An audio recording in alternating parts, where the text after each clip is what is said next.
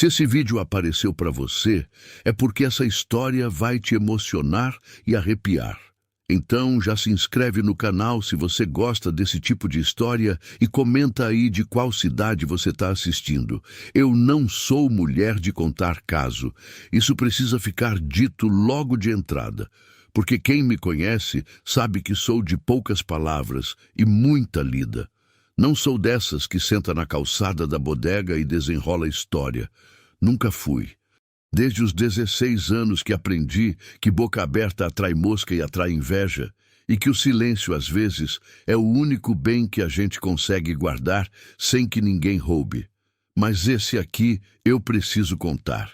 Não porque alguém vai acreditar, não porque vai mudar alguma coisa, mas porque se eu guardar isso mais tempo dentro do peito, acho que vou adoecer de vez. E eu já adoeci demais nessa vida. Era setembro quando a fome chegou de verdade. Não aquela fome de quando falta um prato, de quando o feijão acaba antes do fim do mês e a gente estica o caldo com mais água e resinga por dentro. Não.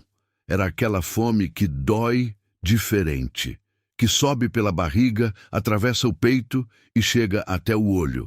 Aquela que faz a criança olhar para você sem perguntar nada, porque criança com fome de verdade aprende logo que perguntar não adianta. Meu marido, o Gilberto, tinha morrido faz 8 meses. Pneumonia.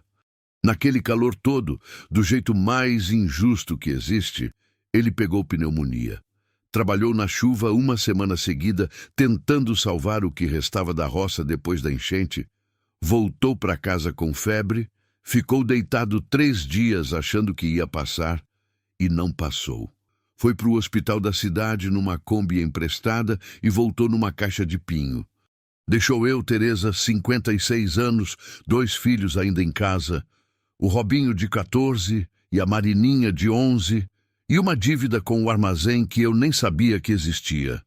Esse é o tipo de coisa que acontece quando você confia demais num homem bom. Você não pergunta por que ele cuida, e quando ele vai embora, você descobre que cuidar não é o mesmo que resolver. Naquele dia de setembro, eu estava encostada na parede do quarto. A parede de barro, daquelas antigas que a gente rebocar todo ano se não racha. Eu estava ali parada, com a cabeça encostada no barro fresco, tentando pensar.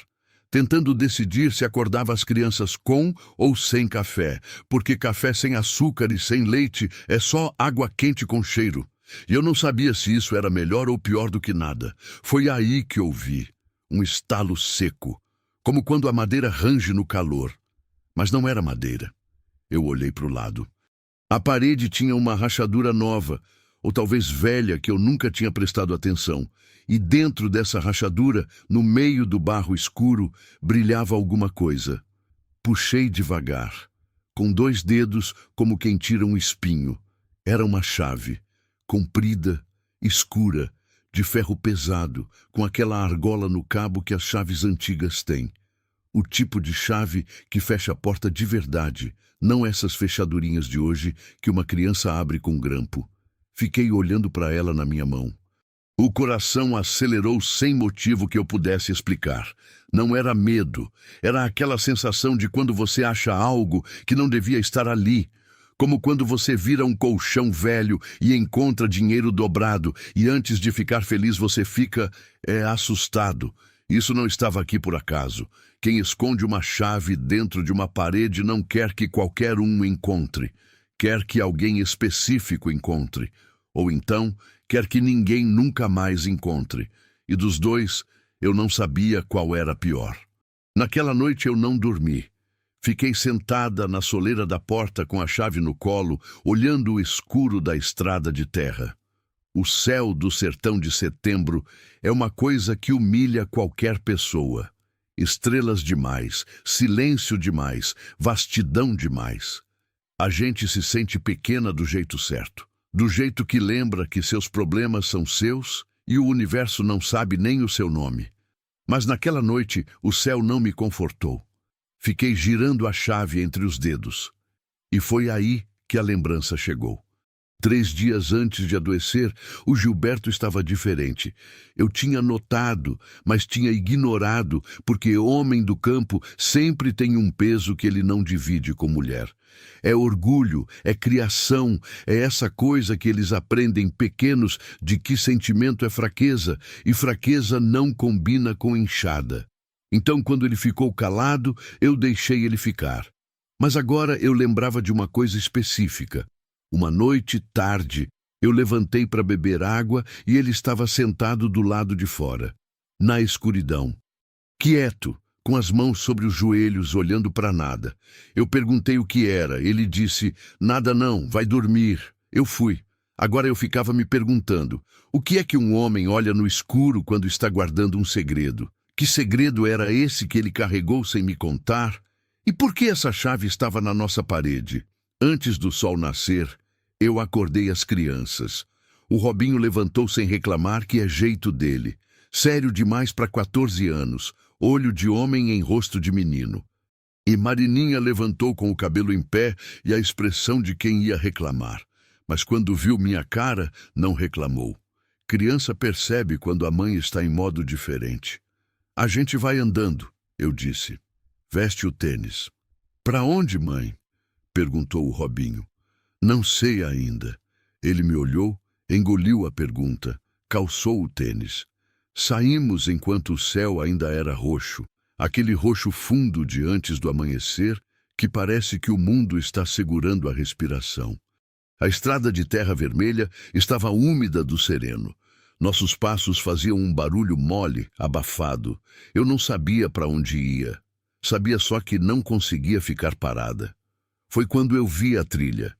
Estava a uns 300 metros de casa, depois do pé de jurema grande, que serve de marco para todo mundo da estrada. Uma abertura no mato que eu juro que nunca tinha visto antes. Estreita, mal cuidada, com o capim crescido no meio, mas os lados amassados, como se alguém tivesse passado por ali faz pouco. Parei. O Robinho parou atrás de mim. A Marininha se encostou na minha perna. Aquela trilha não existia ontem. Ou existia e eu nunca tinha olhado para o lado certo. Eu devia virar e ir embora. Toda mulher que já viveu no campo sabe que trilha desconhecida no mato pode levar a muita coisa ruim. Cobra, terreno de desconhecido, lugar de gente que não quer visita. Mas a chave no meu bolso parecia pesar mais do que antes. "Fica perto de mim", eu disse para as crianças. E entrei. O mato fechou atrás de nós, quase que imediatamente. O ar dentro da trilha era diferente, mais fresco, mais parado, como o ar que não circula faz tempo. O cheiro era de terra molhada e folha podre e algo mais, algo que eu não conseguia nomear, mas que ficava no fundo do nariz como lembrança antiga. As crianças não falaram nada. A Marininha segurou na minha mão sem pedir. Só pegou. A trilha dobrava, subia um pequeno barranco de pedra vermelha, atravessava um riacho seco, só areia e pedra branca no fundo, e então abria. E ali estava, uma casa. Velha, de madeira escura, telhado de palha que o tempo tinha afundado de um lado. Cercada de mato por todos os lados, como se a vegetação tivesse tentado engoli-la aos poucos e desistido no meio. Uma janela do lado esquerdo estava com a madeira apodrecida e aberta, e pela fresta saía, eu juro que saía, uma luz fraca, amarelada, como de lamparina. A porta estava entreaberta. Meu corpo inteiro parou. Não era abandono o que eu estava vendo. Abandono não tem luz acesa. Abandono não tem porta que parece estar esperando alguém empurrar. Isso era outra coisa. "Mãe", sussurrou a Marininha. "Eu sei", respondi. E por um longo momento, os três ficamos ali parados na borda do mato, olhando para aquela casa que não devia existir, com o barulho dos pássaros sumindo aos poucos, como se até eles soubessem que era hora de ficar quieto. A chave no meu bolso estava quente, quente demais para um ferro que deveria estar frio. "Isso não foi você que achou", pensou uma voz lá no fundo da minha cabeça, em tom que não era meu. Isso foi deixado para você encontrar. E foi aí que eu cometi o erro. Dei o primeiro passo em direção à porta. A porta não rangeu quando eu empurrei. Isso foi o que me perturbou primeiro. Porta velha, de madeira escura e inchada pela umidade, com dobradiças de ferro enferrujado. Esse tipo de porta range. Sempre range. É a lei da coisa velha. Ela avisa antes de abrir. Avisa que está cansada, que já serviu demais, que preferia ficar fechada. Essa abriu em silêncio absoluto, como se estivesse com saudade de ser aberta. O cheiro veio primeiro. Antes da visão, antes de qualquer coisa. O cheiro. Cera de vela derretida, madeira velha e algo mais fundo, mais pesado, que ficava na garganta como cheiro de terra depois de chuva forte, mas diferente, mais fechado, mais velho.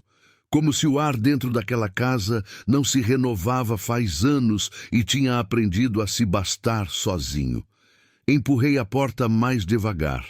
A luz que eu tinha visto de fora era de uma lamparina mesmo, daquelas de querosene com o pavio grosso, apoiada sobre uma prateleira de madeira do lado direito da entrada. A chama estava baixa, trêmula, mas acesa.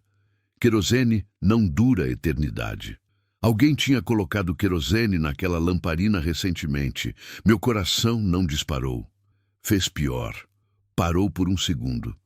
Aquela pausa que o corpo dá quando o medo é grande demais para processar de uma vez. Mãe, tem alguém aqui, disse o Robinho bem baixinho no meu ouvido. Fica quieto. Entrei. Era uma sala pequena, menor do que a minha, com teto baixo e as vigas de madeira escurecidas pela fumaça antiga. Do lado esquerdo, uma janela com o postigo fechado. Do lado direito, a prateleira com a lamparina e abaixo, um banco comprido de madeira sem encosto. No fundo, duas portas. Uma fechada, uma com a madeira tão inchada que nem fechava direito, só apoiada no batente. E no meio da sala, uma mesa. Mesa simples, de tábua grossa, do tipo que homem do campo faz no machado sem precisar de carpinteiro. 4 pernas tortas, mas firmes, sem toalha, sem nada em cima, exceto uma coisa só, uma foto. Eu me aproximei devagar. Cada passo meu era consciente, calculado, como quando a gente atravessa uma ponte de madeira velha e vai testando a tábua antes de botar o peso. A foto estava dentro de um porta-retrato de madeira escura, desses antigos, sem vidro. Amarelada nas bordas, um pouco dobrada no canto superior direito. Preto e branco, mas com aquele tom sépia que as fotos velhas ganham com o tempo, como se o passado tivesse uma cor própria. Me inclinei, e o sangue gerou no meu peito. Era o Gilberto. Mais novo, muito mais novo, devia ter uns 20 e poucos anos. Os cabelos ainda cheios e sem o grisalho que eu conheci. Mas era ele. Eu conhecia aquela boca. Conhecia aquele jeito de segurar o queixo erguido, levemente para cima, como quem quer parecer mais sério do que é.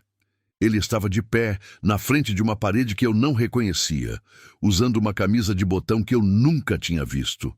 E na mão direita, elevada à altura do peito como se estivesse mostrando para o fotógrafo, ele segurava uma chave.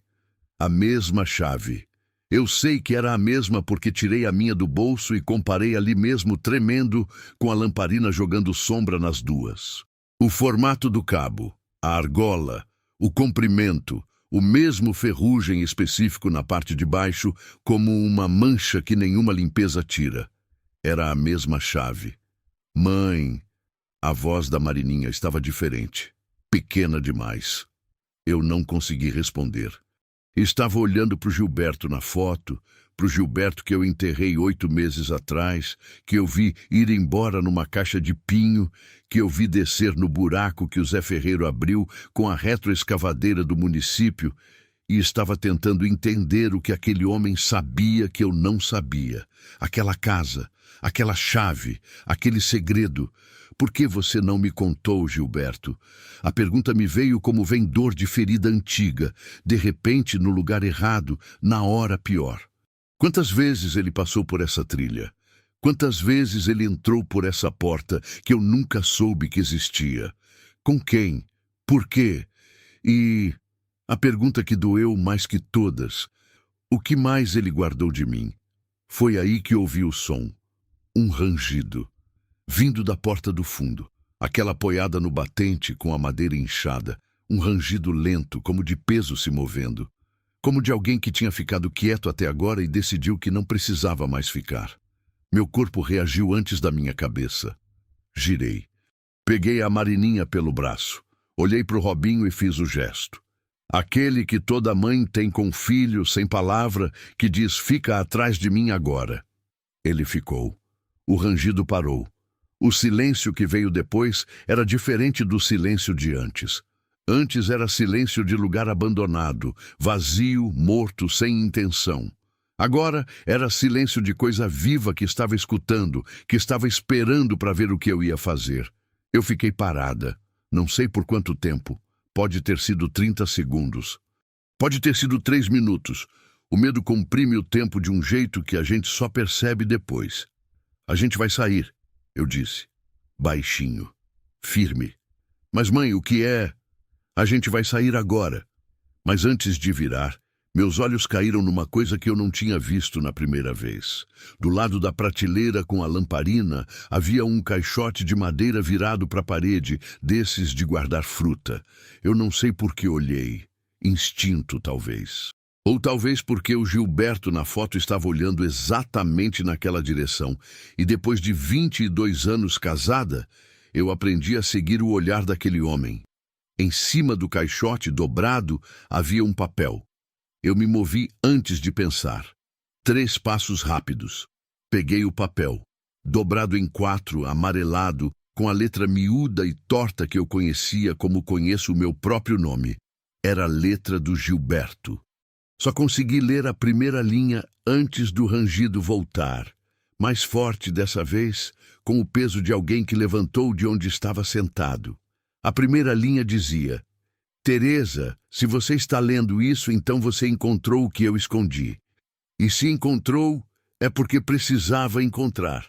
Dobrei o papel, enfiei no bolso junto com a chave. Corre, eu disse. E os 3 saímos daquela casa mais rápido do que entramos. Atravessamos a sala. Passamos pela porta que abriu em silêncio de novo, como se nos despedisse. Descemos o barranco de pedra vermelha. Cruzamos o riacho seco e só paramos quando saímos da trilha e chegamos de volta à estrada de terra. A luz do sol bateu no meu rosto como tapa. Eu parei. Me dobrei um pouco, as mãos nos joelhos, tentando respirar. O Robinho ficou de pé do meu lado, olhando para a trilha que a gente tinha saído. A Marininha estava abraçada na minha cintura com as 2 mãos, o rosto escondido na minha camisa. Eu olhei para trás. A entrada da trilha estava ali, exatamente como eu tinha encontrado. Mato dos 2 lados, capim crescido no meio, silenciosa. Mas agora, e eu preciso que acreditem em mim porque eu sei o que vi. Havia um pássaro pousado no galho mais alto da jurema que ficava na entrada.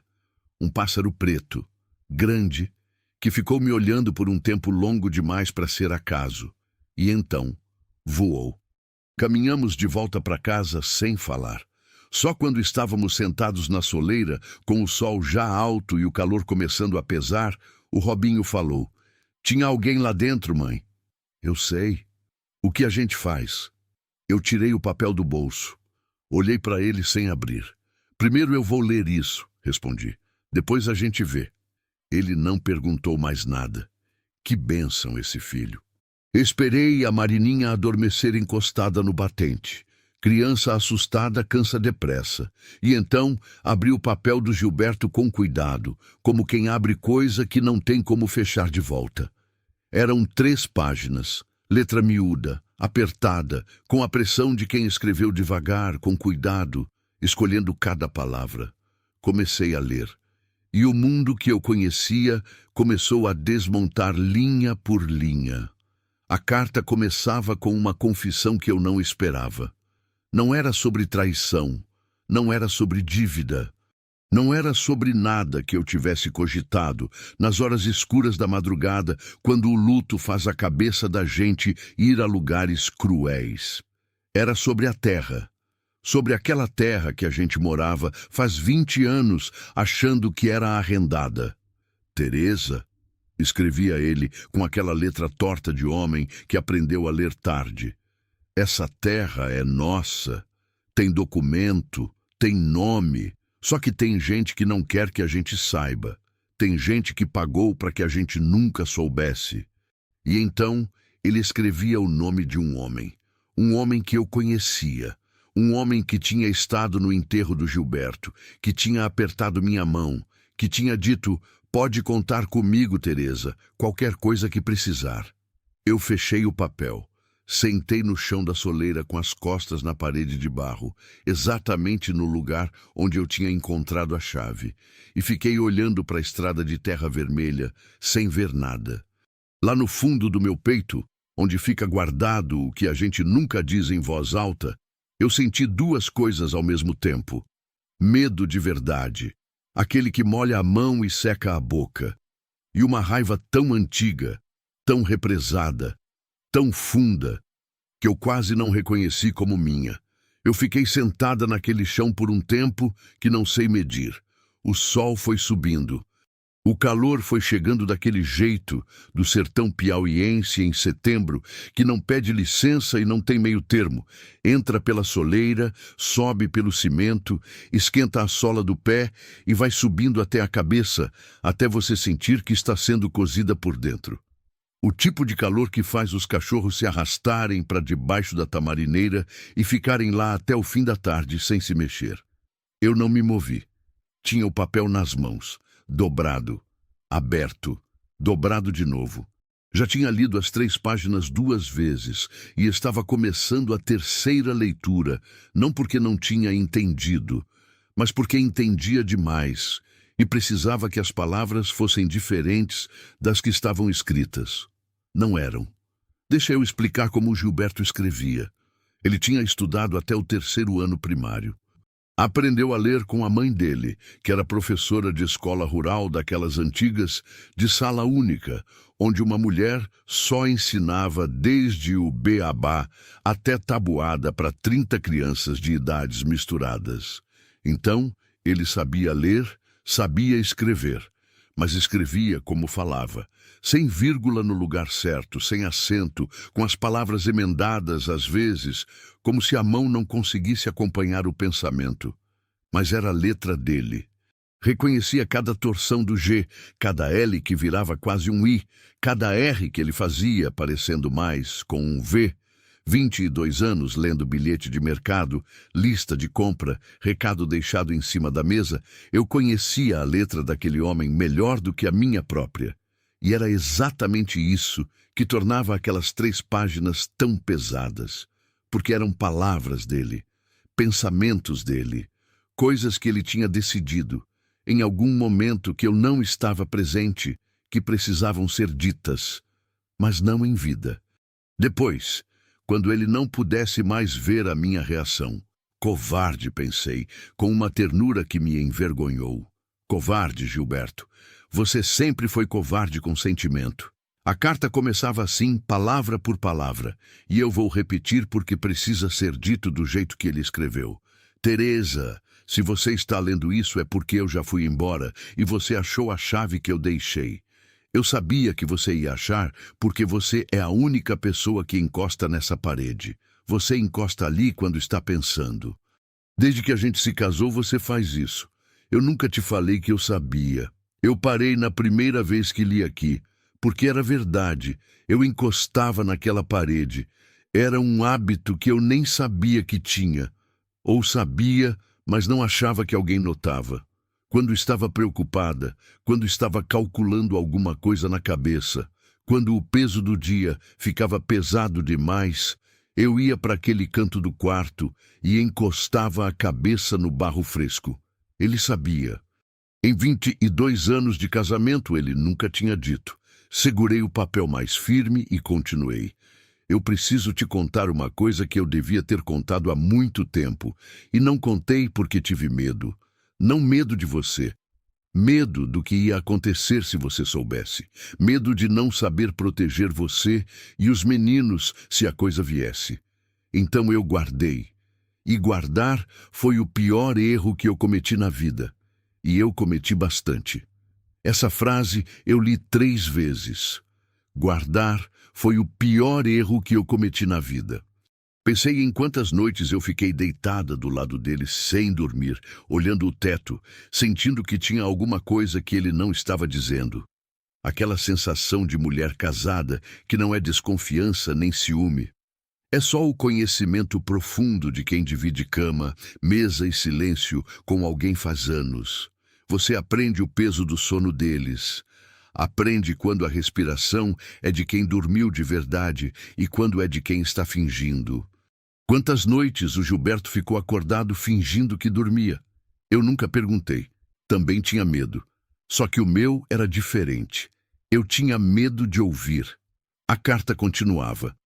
Essa terra onde a gente mora não é arrendada. Nunca foi. Essa terra é nossa. Passou do meu pai para o meu avô e do meu avô para o bisavô. E tem escritura antiga no cartório de Aroeiras que prova isso. Só que tem um homem que sabe disso e que passou anos fazendo a gente pensar que era arrendatário. Fazendo a gente pagar aluguel de terra que é nossa. Esse homem se chama Dirceu Alencar Prado. Eu fechei os olhos quando li esse nome. Dirceu. Dirceu Alencar Prado, dono do armazém, do posto de gasolina e de boa parte das terras entre Aroeiras e o município vizinho. Homem de uns 60 e poucos anos, barriga de quem come bem, caminhonete nova todo ano, cabelo penteado com brilhantina mesmo no calor. O tipo de homem que aperta sua mão no enterro do seu marido e você sente que o aperto dura 1 segundo mais do que deveria. Eu tinha ido ao armazém dele na semana passada pedir prazo para pagar a conta atrasada. Ele tinha dito que sim, com aquele sorriso largo.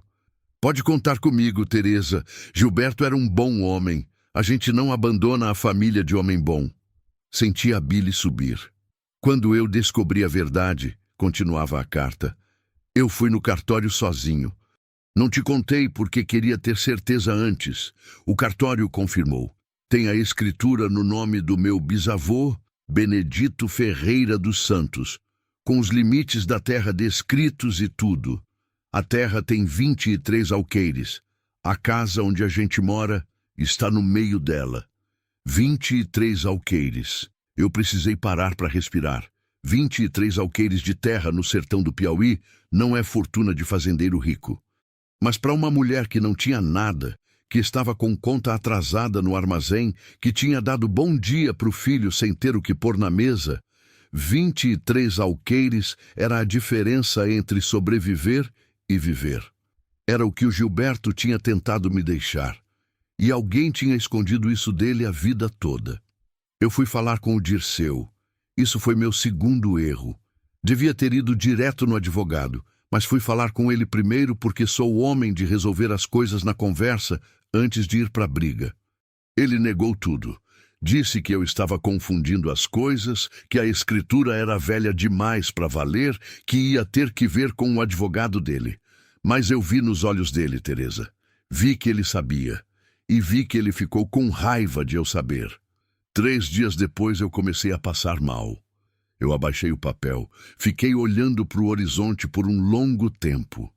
Lá longe, onde a caatinga encontra o céu, tinha uma faixa de nuvem baixa, cinza, que não era de chuva, era só aquela névoa seca que o sertão faz às vezes, como se a terra estivesse respirando. 3 dias depois eu comecei a passar mal.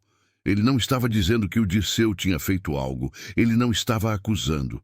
O Gilberto era homem de cuidado com palavra, mesmo na carta, especialmente na carta, que era a prova.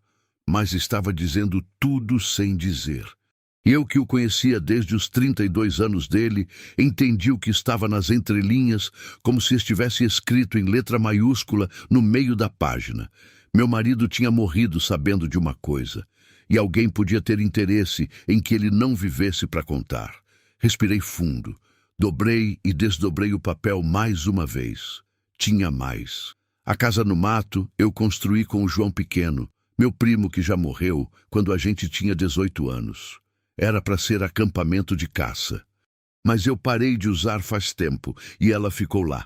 Ninguém sabe que existe a não ser o filho do João pequeno, o Zacarias, que mora em Teresina e não vem para cá faz anos. Eu escondi a chave na parede porque sabia que o Dirceu podia mandar alguém mexer nas minhas coisas se eu morresse antes de resolver. Qualquer gaveta, qualquer baú, qualquer papel guardado numa caixa, esses são os primeiros lugares que gente esperta procura. Mas ninguém procura dentro de parede de barro velho. E ninguém sabe do seu hábito de encostar ali, a não ser eu. Na casa tem um caixote embaixo da prateleira. Dentro do caixote tem uma lata de goiabada fechada. Dentro da lata tem os documentos, a escritura, a cópia do registro do cartório e o nome do advogado em Teresina que eu já consultei e que sabe da situação. Eu olhei para cima, para o céu branco de calor. Uma lata de goiabada. O Gilberto tinha escondido a herança da família dentro de uma lata de goiabada, numa casa no meio do mato, porque era o único lugar que ele achava que estava seguro. E eu tinha saído de lá sem pegar a lata. Tinha saído correndo por causa de um rangido. Continuei lendo. As últimas linhas eram mais curtas, a letra um pouco diferente, mais trêmula, como de quem está cansado ou emocionado, ou com febre. Provavelmente as 3. Teresa, eu sei que você vai ficar com raiva de mim. Merece. Eu devia ter te contado quando descobri. Devia ter ido junto no cartório. Devia ter deixado você do meu lado, em vez de tentar resolver sozinho como homem teimoso que sou. Mas eu quero que você saiba uma coisa. Eu não guardei isso porque não confiava em você. Guardei porque tinha medo que, se você soubesse, ia querer enfrentar o Dirceu na hora, do jeito que você é, e eu não queria ver você se machucar por causa de terra. Terra não vale mais do que você. Mas agora que eu já fui, a terra vale. Vai lá buscar. Não tem mais nada para perder. Cuida dos meninos. Gilberto. Eu chorei. Não vou fingir que não chorei. Chorei daquele jeito feio, sem elegância, com o ombro sacudindo e o nariz escorrendo e a mão tapando a boca para não acordar a Marininha que ainda dormia encostada no batente. Chorei com raiva e com saudade ao mesmo tempo, que é o pior tipo de choro porque você não sabe se está com raiva de quem foi embora ou com saudade de quem você estava com raiva. Chorei pelo Gilberto que carregou isso sozinho, pelo homem teimoso e covarde e amoroso que achou que me proteger significava me esconder a verdade, que passou os últimos dias de vida com febre e segredo e não sei qual dos dois pesava mais. Chorei pela terra que era nossa e que a gente não sabia que era nossa. Pelos 20 anos pagando arrendamento de terra que devia ser nossa. Pelo Dirceu que apertou minha mão no enterro com aquele sorriso. E chorei por mim. Por essa mulher de 56 anos, de mãos grossas e joelhos que doem no frio, que tinha acordado essa manhã sem ter o que dar para o filho no café e que agora segurava no bolso amarrotado a chave e a carta que podiam mudar tudo. Se eu fosse corajosa o suficiente para voltar àquela casa. O Robinho veio sentar do meu lado quando o choro arrefeceu. Não perguntou nada, só sentou. Encostou o ombro no meu, daquele jeito que ele faz desde pequeno, que é o jeito dele de dizer eu estou aqui sem precisar abrir a boca. Depois de um tempo ele disse, tinha alguém lá dentro, mãe. Eu ouvi se mover. Eu ouvi também. Você vai voltar lá? Eu olhei para a trilha lá longe, escondida atrás da Jurema Grande. Preciso voltar. Então eu vou junto. Não. Eu disse isso firme, sem espaço para negociação. Você vai ficar com sua irmã. Ele abriu a boca para protestar. Eu o olhei. Ele fechou a boca. Mas, mãe... Ele tentou de novo, mais baixo. Robinho. Eu peguei o rosto dele nas 2 mãos, aquele rosto de menino que estava virando homem rápido demais, mais rápido do que era justo. Seu pai deixou uma coisa importante lá dentro. Eu preciso ir buscar.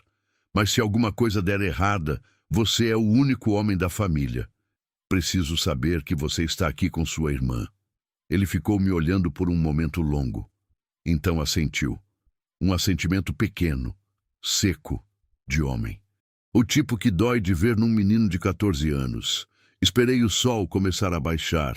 Não fui de tarde, porque tarde no sertão é traiçoeira. O calor ainda está presente, mas a luz já começa a falhar. E em luz de fim de tarde, tudo parece diferente do que é. Fui quando o sol estava ainda firme, mas já perdendo a agressividade, por volta das 4 da tarde, quando a sombra das coisas começa a ficar mais comprida e o ar dá uma trégua. Peguei o facão que ficava atrás da porta. Não era para atacar ninguém. Era para abrir mato se precisasse, para espantar cobra, para ter alguma coisa na mão. Quando você é mulher sozinha no campo, você aprende que a ferramenta mais importante não é a mais afiada, é a que você tem. Deixei os filhos dentro de casa com a porta fechada e a recomendação de não abrir para ninguém. O Robinho me olhou da janela enquanto eu atravessava o terreiro. Eu não olhei para trás, não podia. Se eu olhasse para trás, eu voltava. A trilha estava lá. Entrei devagar, desta vez prestando atenção em coisas que não tinha prestado antes. As pegadas no chão de areia, entre as pedras. Tinha pegadas, sim, de um calçado de sola lisa, tamanho de homem adulto, indo e voltando. Recentes. O capim amassado nas beiradas, como de quem passa com certa frequência. Aquela trilha era usada. O riacho seco que eu tinha atravessado de manhã agora tinha um fio d'água no fundo, o sereno da noite anterior acumulado nas pedras, descendo devagar. O barulho era mínimo, quase imperceptível, mas naquele silêncio pesado da caatinga à tarde era a coisa mais viva que existia. Subi o barranco de pedra vermelha e parei. A casa estava diferente, não diferente de forma óbvia. A estrutura era a mesma, o telhado afundado do lado esquerdo, a janela com a madeira apodrecida. Mas a porta, que eu tinha deixado entreaberta quando saí correndo de manhã, estava fechada. Não só fechada. Fechada e com uma corrente nova passada pelas alças, presa com um cadeado que brilhava como coisa comprada recentemente. Alguém tinha voltado depois de mim. Alguém sabia que eu tinha estado lá. E alguém não queria que eu voltasse. Fiquei parada na borda do mato por um tempo, escutando. Nada. Só o vento baixo, que passava pela caatinga, fazendo o capim dobrar devagar. E lá longe, longe demais, o mugido de um boi que eu não conseguia identificar de quem era. Então olhei para o lado da janela com a madeira apodrecida. A madeira estava apodrecida, o cadeado estava na porta, mas a janela não tinha corrente. Eu não sou mulher de tamanho grande, nunca fui. Sou miúda, magra do tipo que o sertão faz, nervosa, seca, mais resistente do que parece. Caber numa janela de casa velha não foi o problema. O problema foi o momento em que coloquei a perna do lado de dentro e parei, porque lá dentro estava escuro agora. A lamparina que tinha iluminado a sala de manhã estava apagada, e no escuro, com o cheiro de cera fria e madeira velha, eu não conseguia ver o que estava esperando. "Volta!", disse uma voz dentro de mim. A voz do medo, que é sempre a mais sensata e a mais covarde ao mesmo tempo. "Volta, Teresa. Pega os filhos, vai para a cidade, faz um boletim de ocorrência, fala com o advogado pelo telefone, resolve isso de longe, resolve isso com segurança." Era o conselho certo. Eu entrei pela janela mesmo assim. Pousei no chão da sala com cuidado, os pés primeiro, o facão na mão direita.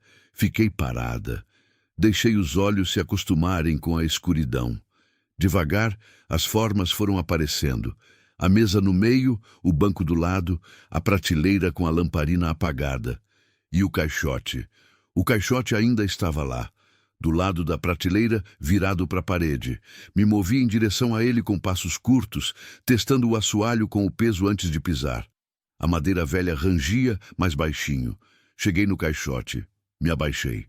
Empurrei o caixote de lado, e ali estava a lata de goiabada.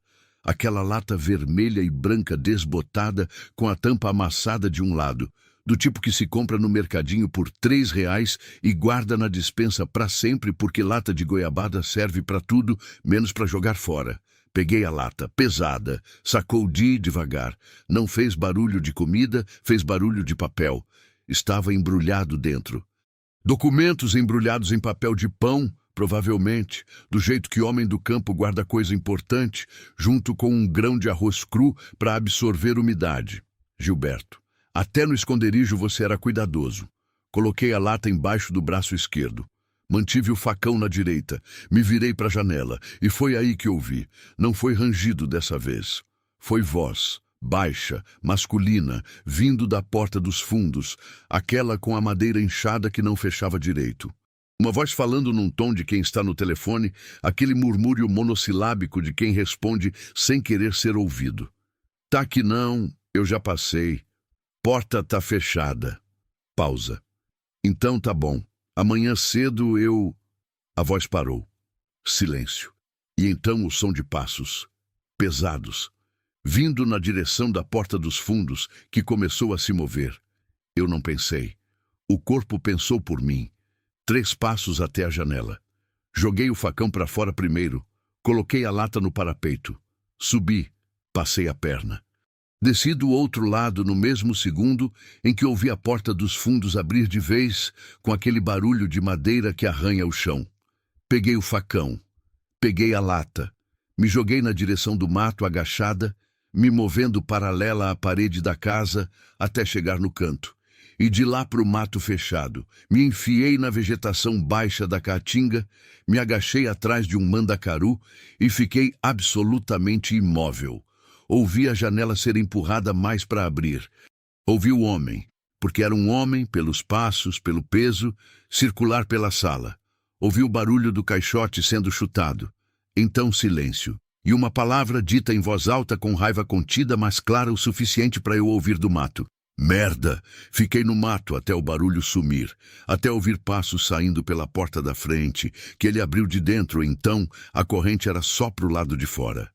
Até o som dos passos pesados, descendo o barranco de pedra vermelha e sumindo na direção oposta a que eu tinha vindo. Fiquei mais uns 10 minutos depois disso, parada, agachada, abraçada na lata de goiabada, como se fosse criança. Meu coração estava batendo na garganta. Minha mão, quando finalmente relaxei o punho do facão, estava tão apertada que doía. O suor havia encharcado minha blusa por baixo dos braços e na linha do cabelo. Quando finalmente me levantei, as pernas tremeram. Eu deixei elas tremer. Segurei num galho seco de catingueira até passar. Depois endireitei a coluna, enfiei a lata de goiabada dentro da blusa, segurei o facão com firmeza e comecei a andar de volta para casa. O sol estava quase tocando o horizonte agora. A luz era laranja densa, daquele laranja que o sertão faz no fim do dia, que parece que o céu está pegando fogo de dentro. Eu andei naquela luz laranja, com a herança do meu marido escondida debaixo da blusa. E pela primeira vez em 8 meses, pela primeira vez desde o caixão de pinho, desde a conta do armazém, desde a manhã sem café, eu não me sentia sozinha. Sentia o Gilberto andando do meu lado, teimoso, covarde, amoroso, e finalmente, tarde demais e na hora certa, cumprindo a promessa que ele não tinha conseguido cumprir em vida. Cheguei em casa quando o sol já tinha descido atrás da linha do horizonte e o céu estava naquele momento curto entre o laranja e o roxo escuro, quando a luz some, mas o calor não foi embora ainda, e os grilos ainda não começaram, mas os pássaros já pararam. Aquele momento de suspensão que o campo tem todo dia e que a gente raramente para notar porque está sempre com a cabeça em outra coisa. Naquela noite eu notei. Fiquei parada no meio do terreiro por um instante, olhando aquele céu que estava virando noite, com a lata de goiabada ainda enfiada debaixo da blusa, o facão na mão, os pés cobertos de poeira vermelha até o tornozelo. E pensei, quantas vezes o Gilberto parou aqui e olhou esse mesmo céu carregando esse segredo? A resposta chegou antes de eu terminar de pensar. Todo dia. Ele parou aqui todo dia olhando esse céu e não disse nada. Entrei em casa. O Robinho estava sentado na mesa com a Marininha do lado.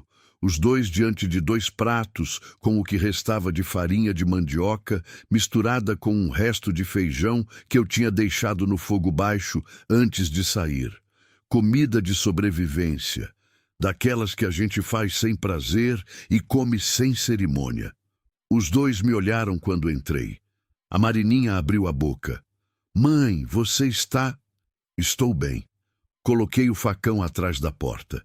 Tirei a lata debaixo da blusa. Coloquei em cima da mesa com um barulho seco de metal em madeira. Come, depois a gente conversa. O Robinho olhou para a lata. Olhou para mim. Não perguntou. Fui ao banheiro, lavei o rosto, lavei os braços até o cotovelo. Olhei para minha própria cara no espelho de alumínio amassado que ficava pregado na parede de azulejo antigo. Uma mulher de cabelo cinzento nas têmporas, sulcos fundos nas laterais da boca, olhos que tinham chorado essa tarde e que já tinham secado. Uma mulher que foi no mato buscar o que era seu e voltou. Não era heroína.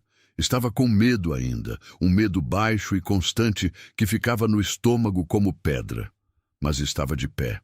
Por enquanto, estar de pé era suficiente. Esperei a Marininha adormecer. Não foi difícil. A menina tinha tido um dia longo demais para seus 11 anos, cheio de coisas que ela não entendia e que eu não ia explicar ainda. Ela dormiu na cama dela antes das 8, enrolada no lençol puído de tanto lavar, com o cabelo espalhado no travesseiro. Fui até a porta do quarto dela e fiquei um momento olhando. Aquela menina ia ter terra, ia ter o que o pai deixou.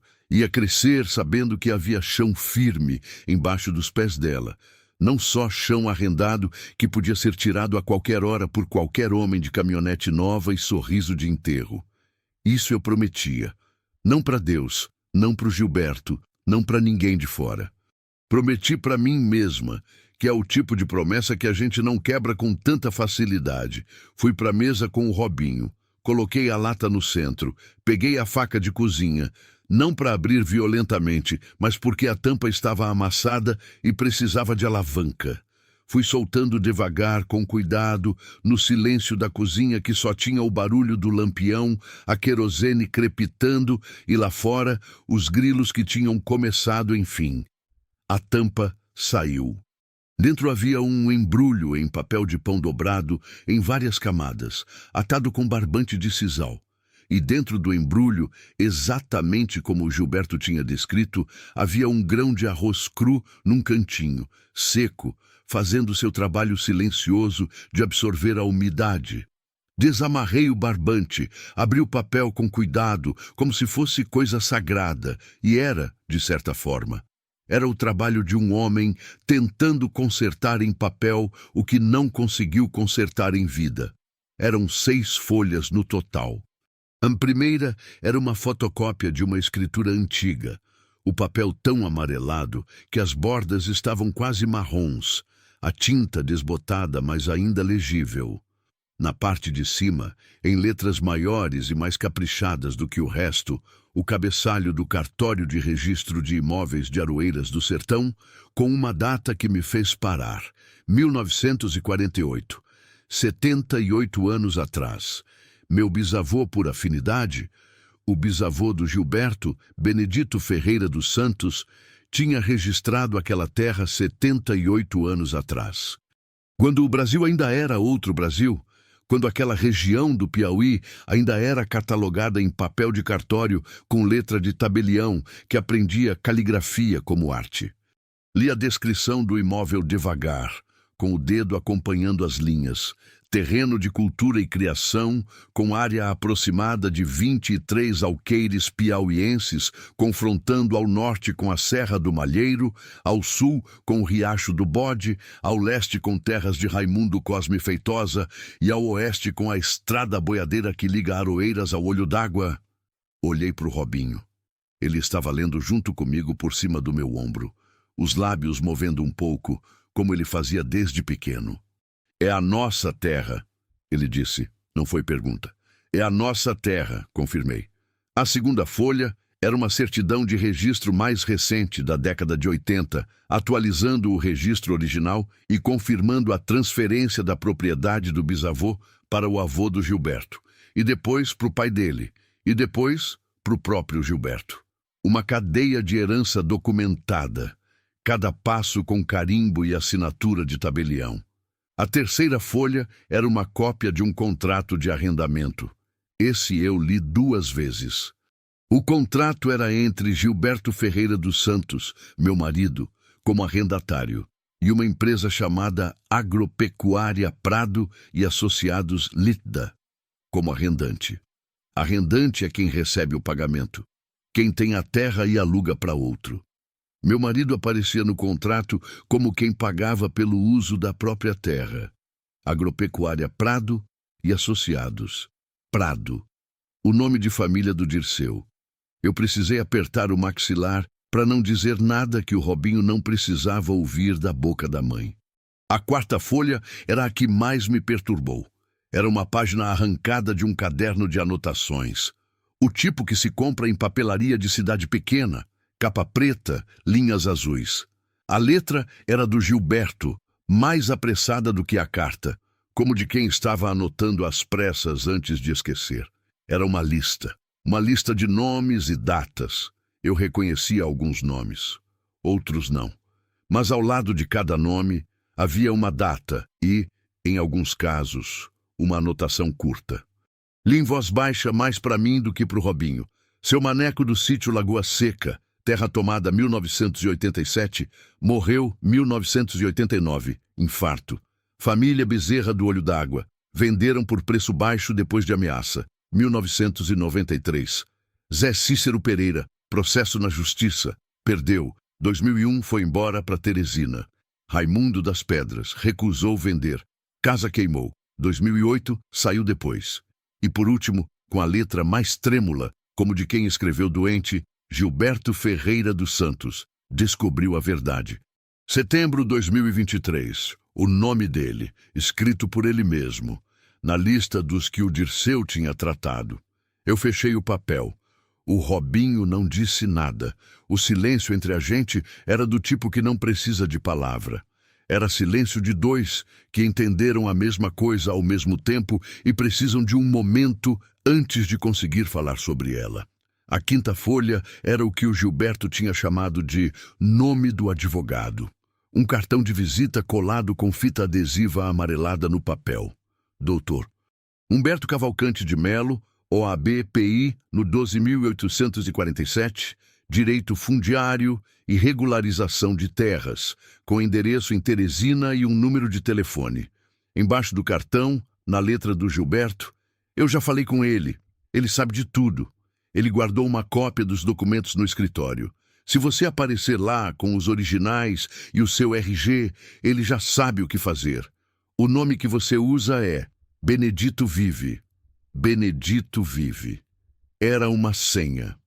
Uma frase combinada entre meu marido e um advogado que eu nunca tinha visto, numa cidade que eu raramente ia, para uma situação que eu não sabia que existia.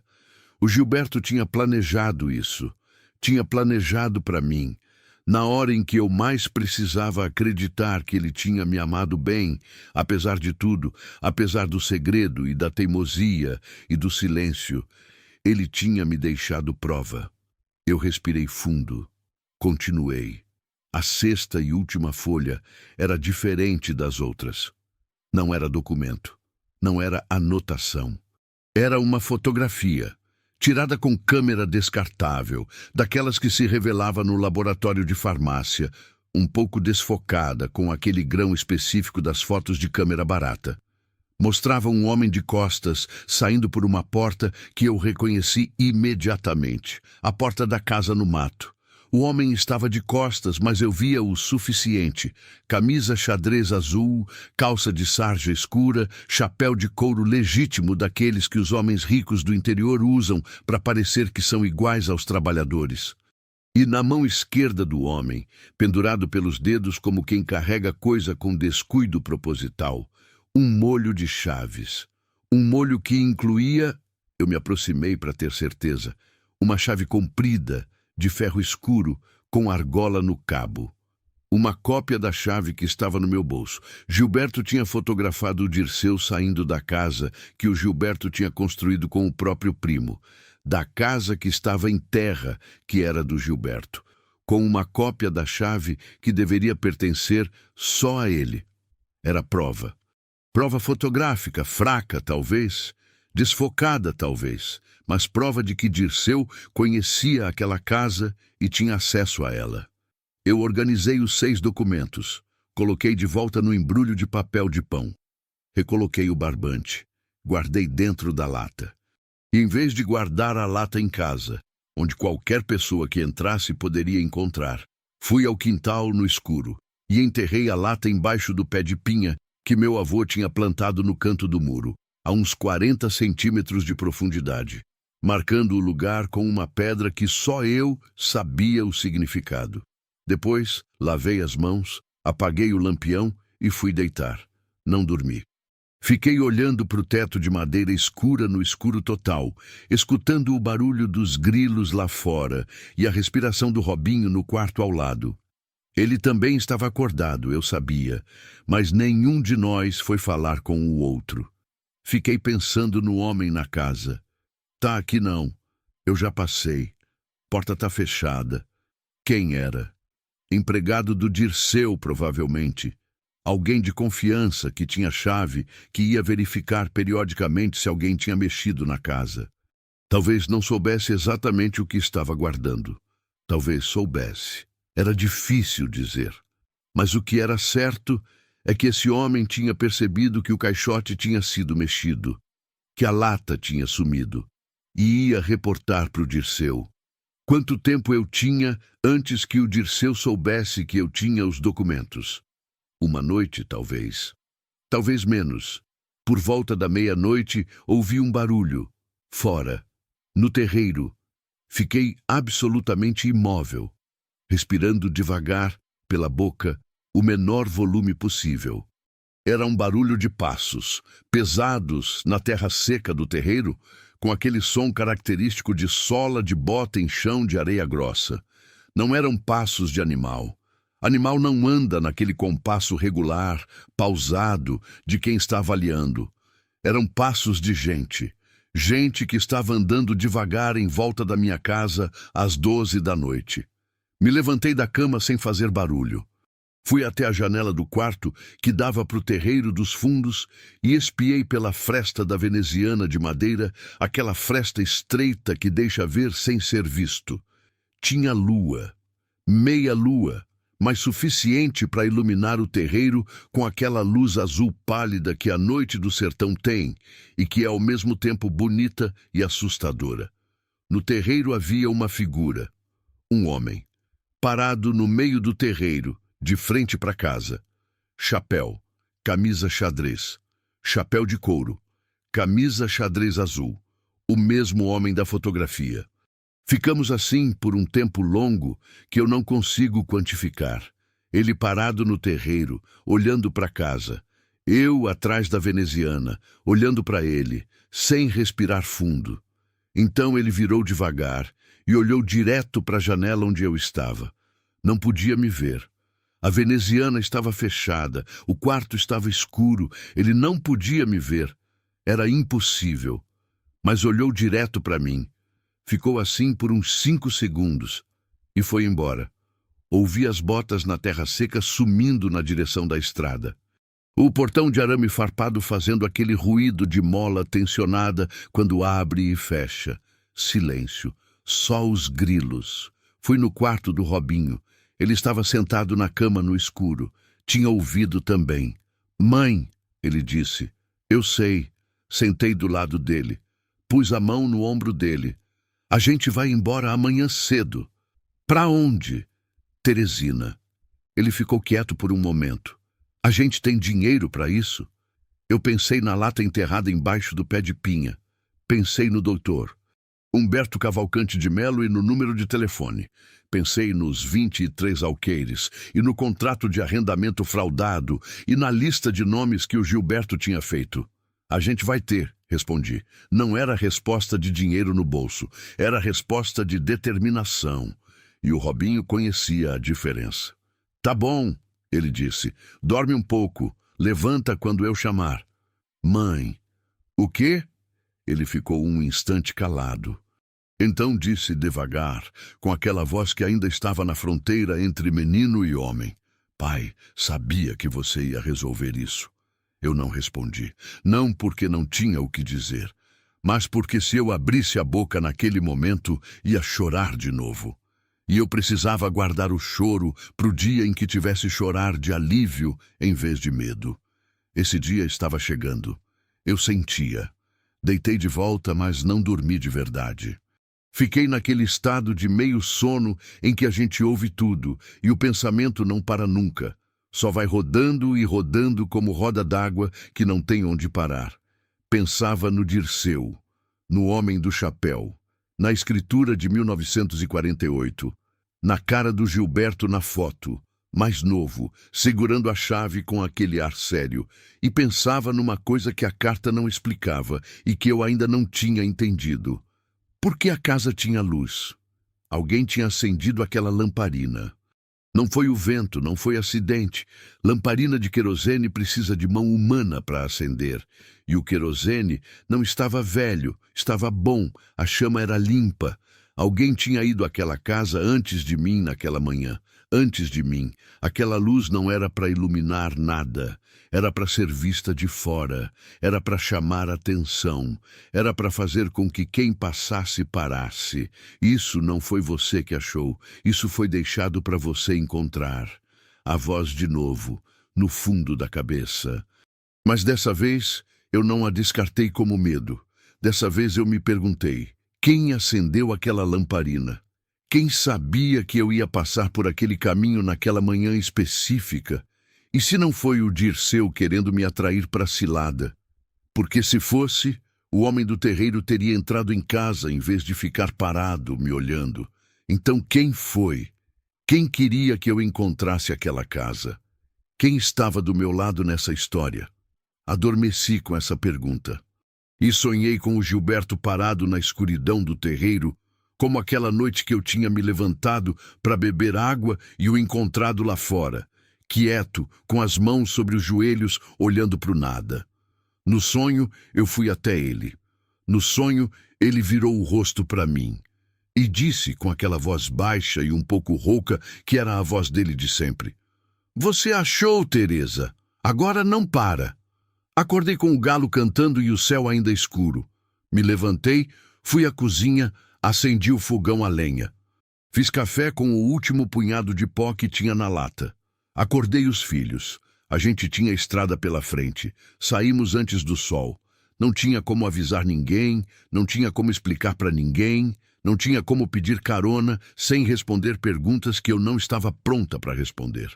Então fiz o que mulher do campo aprende cedo a fazer quando não tem opção. Improvisou com o que tinha. O que eu tinha era uma filha de 11 anos, um filho de 14, uma lata enterrada embaixo do pé de pinha, R$ 42 guardados dentro do sutiã desde o mês anterior. Dinheiro que eu tinha separado para pagar a metade da conta do armazém, e que agora eu olhava com outros olhos, porque o armazém era do Dirceu, e eu não devia nada para Dirceu. Eu devia era receber dele. E a roupa do corpo. Desenterrei a lata enquanto o céu ainda era roxo escuro. A terra estava fria e úmida do sereno da madrugada, e eu escavei com as mãos mesmo, sem pá, porque não queria fazer barulho. Quando tirei a lata e limpei a terra da tampa, fiquei um momento agachada no quintal escuro, abraçada naquilo, sentindo o peso dos documentos. 23 alqueires, pensei. É isso que pesa aqui. Não eram os papéis. Era o que os papéis representavam.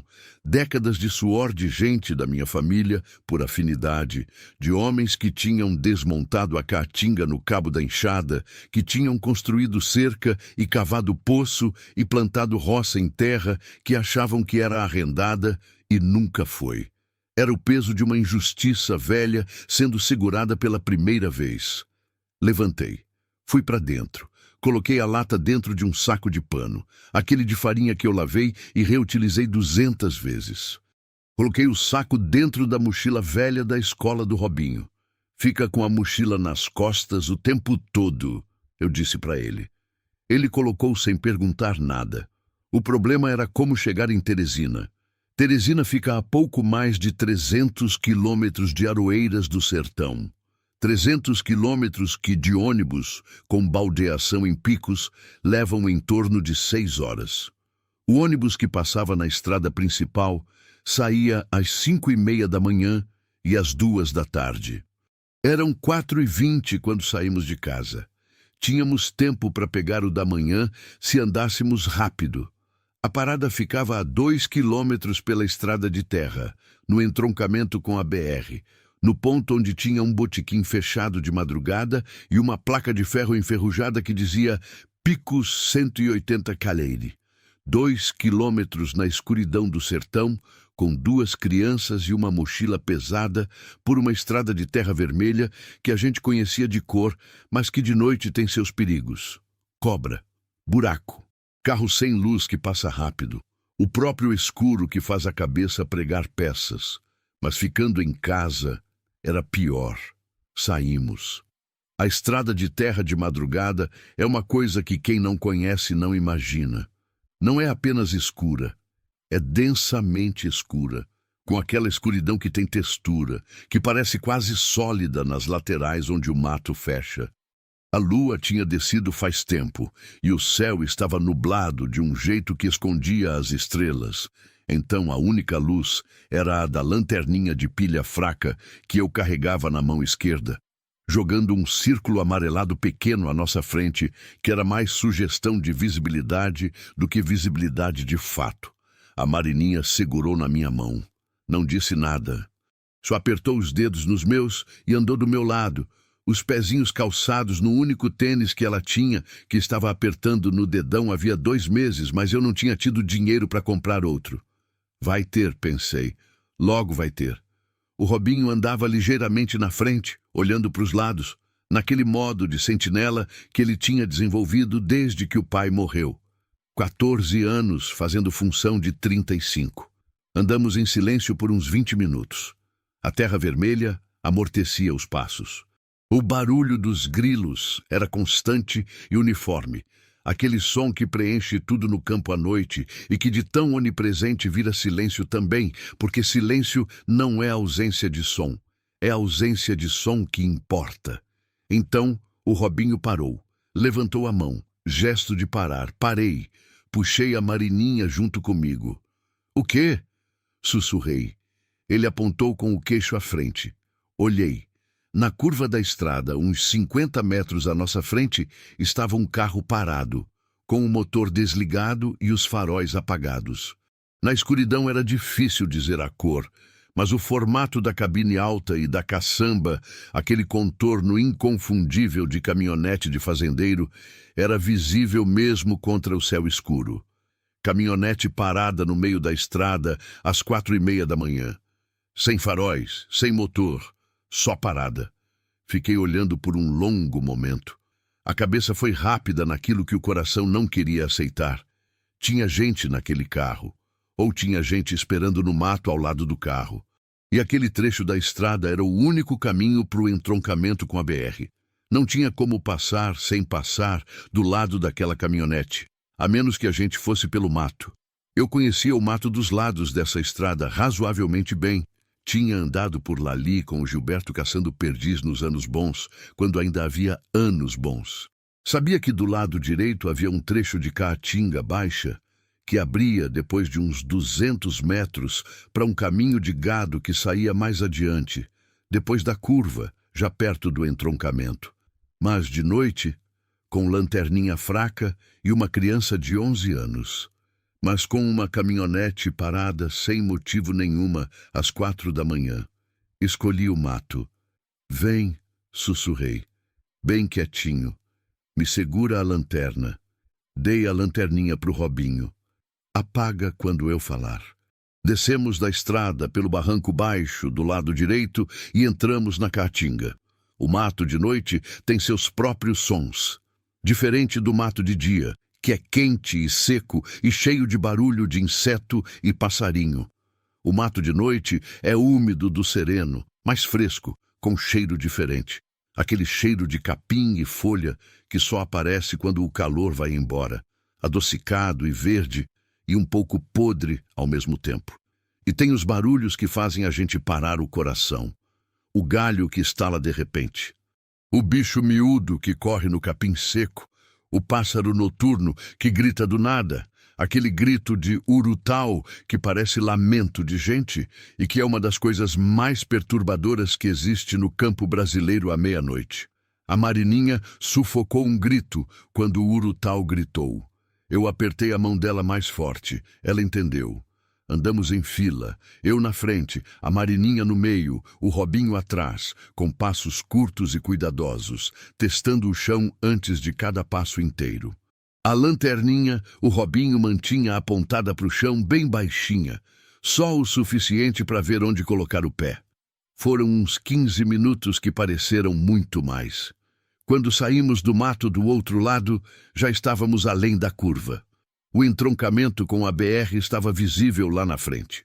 As placas de sinalização refletindo fraco na luz de uma única lâmpada de poste que o município tinha instalado anos atrás e que, por algum milagre, ainda funcionava. Me virei para olhar para trás. A caminhonete ainda estava parada na curva, longe o suficiente para ser só uma sombra escura contra o horizonte que começava a clarear. Mas estava lá, esperando. O ônibus chegou com 5 minutos de atraso, às 5h35. Aquele barulho de diesel velho que a gente ouve de longe, o farol grande varrendo a BR, a lataria batendo nas irregularidades do asfalto remendado. O motorista era um homem que eu não conhecia, que era bom, porque homem que eu não conhecia não ia me perguntar para onde eu estava indo às 5 da manhã com 2 filhos, e cara de quem não dormiu. Paguei as 3 passagens, R$ 36. Sobrou 6 da reserva que eu tinha. Sentamos no fundo, eu do lado da janela, a Marininha do meu lado, o Robinho na poltrona da frente com a mochila no colo, os braços abraçados nela. Quando o ônibus arrancou e a BR começou a passar pela janela, sentei fundo no banco. A Marininha encostou a cabeça no meu ombro. Fechei os olhos. Não dormi, mas deixei o corpo descansar o suficiente para chegar inteira onde eu precisava chegar. Picos foi a baldeação. 1 hora de espera na rodoviária, que era um galpão de concreto com banco de plástico duro e uma lanchonete vendendo salgado frito e café de garrafa térmica que parecia ter sido feito ontem. Comprei 3 salgados com os R$ 6 que sobravam. Os filhos comeram rápido, aquele comer de fome de verdade, que não tem conversa nem cerimônia. Eu comi a metade do meu e dei o resto para o Robinho, que não pediu, mas que precisava. Na rodoviária de Picos tinha uma fileira de telefones públicos, daqueles laranja que ainda funcionam em cidade do interior, e eu usei um para ligar para o número do cartão do Dr. Humberto. Tocou 3 vezes. Cavalcante Advocacia, bom dia. Era a voz de mulher. Secretária, provavelmente. Bom dia, eu preciso falar com o Dr. Humberto, é urgente. O doutor ainda não chegou. O escritório abre às 8. A senhora quer deixar recado? Deixa sim. Fala que ligou Teresa, viúva do Gilberto Ferreira dos Santos. Fala que eu estou a caminho de Teresina e que eu tenho os documentos. Fala... Respirei fundo. Fala que Benedito vive. Silêncio do outro lado. Então a mulher disse, mais devagar, a senhora pode repetir essa última parte? Benedito vive. Outra pausa. Certo, eu vou passar para o doutor assim que ele chegar. A senhora tem como ligar de novo para confirmar horário de chegada? Tenho não, mas chego em Teresina por volta do 12:00. Entendido. A senhora pode vir direto para o escritório. Rua Simplício Mendes, 242. Centro. Pode perguntar para o taxista, ele vai saber. Desliguei. Fui para a fila do outro ônibus com as mãos mais firmes do que tinham estado em dias. A estrada de Picos a Teresina é uma dessas estradas brasileiras que passam por dentro do Brasil real. Aquele Brasil que existe entre as capitais e que ninguém filma, mas que é o Brasil de verdade. Sítios com telhado de telha-vã, feiras de beira de estrada com barraca de lona azul, cidades pequenas onde o ônibus para 3 minutos e sobe um homem com sacola de mercado e desce uma mulher com embrulho de roupa nova, postos de gasolina com borracharia do lado. Crianças na janela de casa, olhando o ônibus passar com aquela expressão de quem sonha com o que está do outro lado. Eu fui olhando tudo pela janela. Fui pensando no Gilberto, que percorreu essa estrada sozinho para falar com o advogado sem me contar, que sentou num escritório em Teresina e descreveu uma injustiça de décadas a um homem que ele não conhecia, movido pelo quê? Por raiva? Por amor? Pela necessidade humana de fazer a coisa certa antes que o tempo acabe? Pela primeira vez desde que tinha lido a carta, não senti raiva dele. Senti uma coisa mais próxima de gratidão. Você fez o que pôde com o que tinha, Gilberto. Fez com medo e com segredo e com teimosia de homem criado para não pedir ajuda. Mas fez. Teresina chegou como toda a capital chega para quem vem do interior, de repente como se o mundo tivesse dado uma guinada. O ônibus entrou pela periferia e o asfalto virou avenida, e a avenida virou trânsito, e os prédios foram aparecendo, e de repente havia semáforo e calçada, e gente andando rápido com fone no ouvido, como se o mundo tivesse pressa, que a Caatinga nunca tem.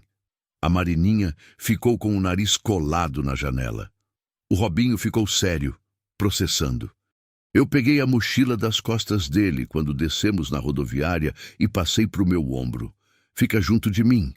O escritório do Dr. Humberto ficava num sobrado antigo do centro, daqueles que Teresina tem muitos. Fachada de azulejo branco amarelado, janela de madeira pintada de verde, uma plaquinha de latão na entrada com o nome do escritório gravado. Subimos a escada de madeira que rangia em cada degrau. A sala de espera era simples. 3 cadeiras de couro, uma mesa com revistas velhas. Uma secretária de uns 40 anos, que levantou quando eu entrei e me olhou de um jeito que me disse que ela sabia quem eu era antes de eu abrir a boca. Senhora Teresa? Sou eu. O doutor está esperando. Pode entrar. O doutor Humberto Cavalcante de Melo era um homem de uns 50 anos, magro, com óculos de armação fina, e uma barba grisalha curta e bem cuidada.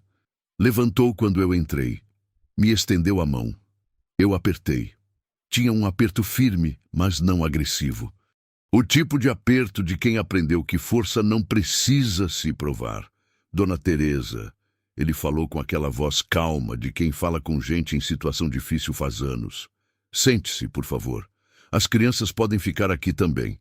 Os filhos sentaram na outra cadeira juntos, a mochila no colo do Robinho. Eu sentei de frente para o advogado e coloquei a mochila na mesa. Trouxe os documentos, disse. Eu sei. Ele abriu uma gaveta e tirou uma pasta. Seu marido me deixou uma cópia de tudo.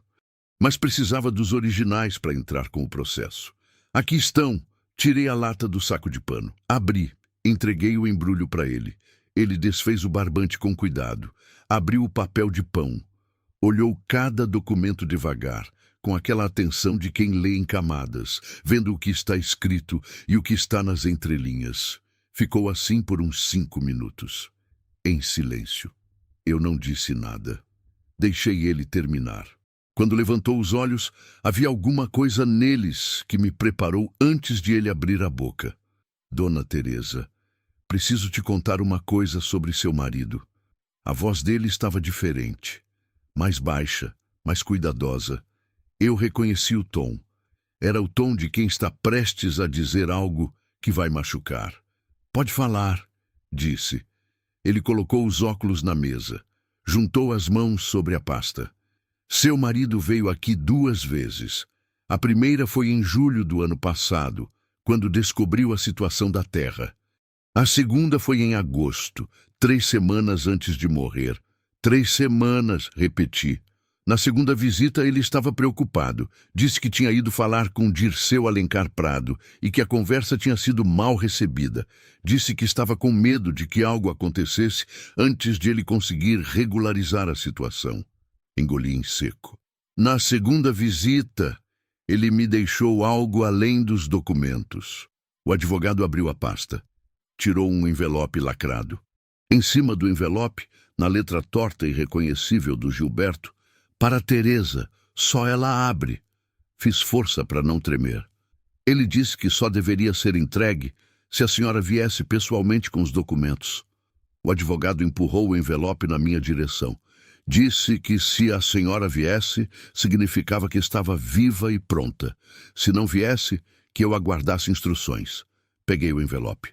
O papel estava amarelado, o que significava que ficou guardado tempo suficiente para começar a mudar de cor. Meses. O Gilberto tinha escrito aquilo meses atrás, sabendo que podia não ter tempo de me dizer em vida. Posso usar um quarto? Perguntei. Claro. Ele se levantou. Pode usar a sala ao lado. As crianças ficam aqui comigo. Olhei para o Robinho. Ele assentiu. Peguei o envelope e fui. A sala ao lado era pequena. Uma mesa, 2 cadeiras, uma janela que dava para um corredor interno. Sentei. Fiquei olhando para o envelope por um tempo. Para Teresa. Só ela abre. Abri.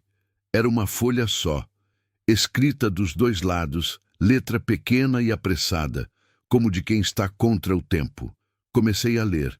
E o que eu li me fez ficar imóvel por um longo tempo, com o papel na mão, olhando para a janela sem ver nada, porque o Gilberto não tinha morrido de pneumonia.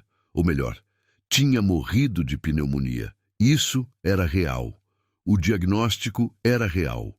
A internação era real. Mas o que ele descrevia naquela carta era uma sequência de eventos que começava 3 dias antes de ele adoecer. A visita ao Dirceu, a ameaça velada que o Dirceu tinha feito, a sensação de estar sendo seguido. E então, na noite de quinta-feira, alguém que não identificou tinha adicionado algo na bebida da cuia de chimarrão que ele tomava no final do dia. Ele não tinha prova. Ele era claro sobre isso. Eu não tenho prova, Teresa. Pode ser que eu esteja enganado. Pode ser que seja só medo me fazendo ver coisa onde não tem, mas eu adoeci de um jeito que não foi natural. Eu senti, e você conhece eu. Eu não sou de inventar. Não estou dizendo isso para você ir atrás de vingança. Não quero isso. Estou dizendo porque você precisa saber com quem está lidando. Dirceu Alencar Prado não é homem de conversa. Nunca foi. Vai com o advogado. Deixa a lei fazer. Não vai sozinha em nenhuma frente. Promete para mim. Dobrei o papel. Coloquei no bolso. Sentei naquela cadeira por mais um tempo, olhando para o corredor escuro pela janela. Lá fora, Teresina tinha todo o barulho de capital. Motor, buzina, conversa, vida acontecendo em velocidade de cidade grande. Aqui dentro, naquela sala pequena de escritório de advogado, havia o silêncio mais pesado que eu tinha sentido desde a noite em que o Gilberto parou de respirar do outro lado da cama. Respirei fundo. 1 vez, 2. Me levantei. Endireitei a blusa. Passei a mão no cabelo. Voltei para a sala onde o advogado esperava com meus filhos. Sentei. Olhei para o Dr. Humberto. Como a gente começa? Perguntei. Ele me olhou por um segundo. Então pegou uma caneta, abriu um bloco de papel e disse: Começa agora. Voltei para Aroeiras do Sertão 43 dias depois. Não vim antes porque o advogado foi claro. Enquanto o processo não tivesse o primeiro despacho favorável, eu era mulher sozinha, com 2 filhos e documentos que alguém queria de volta. Teresina era cidade grande. Cidade grande tem anonimato. Anonimato, naquele momento, era o único guarda-costas que eu podia me dar ao luxo de ter. Ficamos na casa de uma prima do Gilberto que morava no bairro Memorare. Mulher de nome Conceição, viúva também, que tinha um quarto sobrando e um coração que não sabia dizer não. Eu ajudei nas despesas como pude. Lavei roupa, cozinhei, fiz faxina num consultório médico do bairro 3 vezes por semana por dinheiro que mal cobria o básico, mas cobria. O Robinho se matriculou na escola do bairro sem reclamar. A Marininha fez amizade com a filha da vizinha da Conceição em 3 dias. que é o privilégio das crianças de não precisarem de muito tempo para pertencer a algum lugar. Eu fui ao escritório do Dr. Humberto toda semana. O processo andou mais rápido do que eu esperava, que foi o que o advogado disse também, com os documentos originais, com a cadeia de herança completa e sem interrupção, com o contrato de arrendamento fraudado como prova central. Havia pouca margem para contestação. A Agropecuária Prado e Associados tinha registros que não batiam, datas que não fechavam e um histórico de aquisições que o doutor Humberto chamou de padrão sistemático, com aquela voz calma de quem está descrevendo algo grave sem precisar elevar o tom. O Ministério Público foi acionado. A Polícia Civil abriu inquérito. O nome de Dirceu Alencar Prado apareceu em documentos oficiais pela primeira vez em novembro. Eu soube disso numa manhã de quarta-feira, sentada na cadeira de couro do escritório, quando o doutor Humberto virou o monitor do computador na minha direção e apontou para uma linha específica de um documento que eu não entendia tecnicamente, mas entendia no que importava. "O nome dele está aqui", disse ele. "A partir de agora, não é mais só uma questão de terra, é investigação criminal." Fiquei olhando para a tela por um momento. "E a morte do meu marido?" perguntei. O advogado tirou os óculos, dobrou devagar. "É difícil, dona Teresa. Sem laudo toxicológico feito na época, sem testemunha, sem prova direta. É muito difícil. A carta que ele deixou é documento pessoal, não é prova técnica." Ele me olhou com aquela honestidade cansada de quem já teve que dar notícia ruim demais e aprendeu que a piedade mais verdadeira é a clareza. "Mas o inquérito está aberto, e inquérito aberto encontra coisas que a gente não esperava encontrar. Às vezes, a justiça chega por uma porta que ninguém estava olhando." Assentei devagar. "Tá bom", disse. Não era conformidade, era estratégia. Tinha aprendido com o Gilberto, ao contrário dele, que algumas batalhas não se vencem na raiva. Vencem na paciência, na persistência, no fazer certo, devagar, até o certo acumular peso suficiente para tombar o errado. A ordem judicial de reintegração de posse saiu numa sexta-feira de outubro, num papel com carimbo azul e assinatura de juiz que eu li 3 vezes antes de conseguir respirar normalmente. 23 alqueires. Nome: Teresa Aparecida. Nascimento: viúva de Gilberto Ferreira dos Santos e seus filhos menores, Roberto Ferreira Nascimento e Maria José Ferreira Nascimento.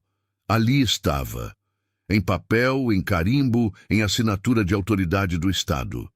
Ali estava o que tinha sido nosso desde 1948 e que agora era nosso de novo com a força da lei escrita.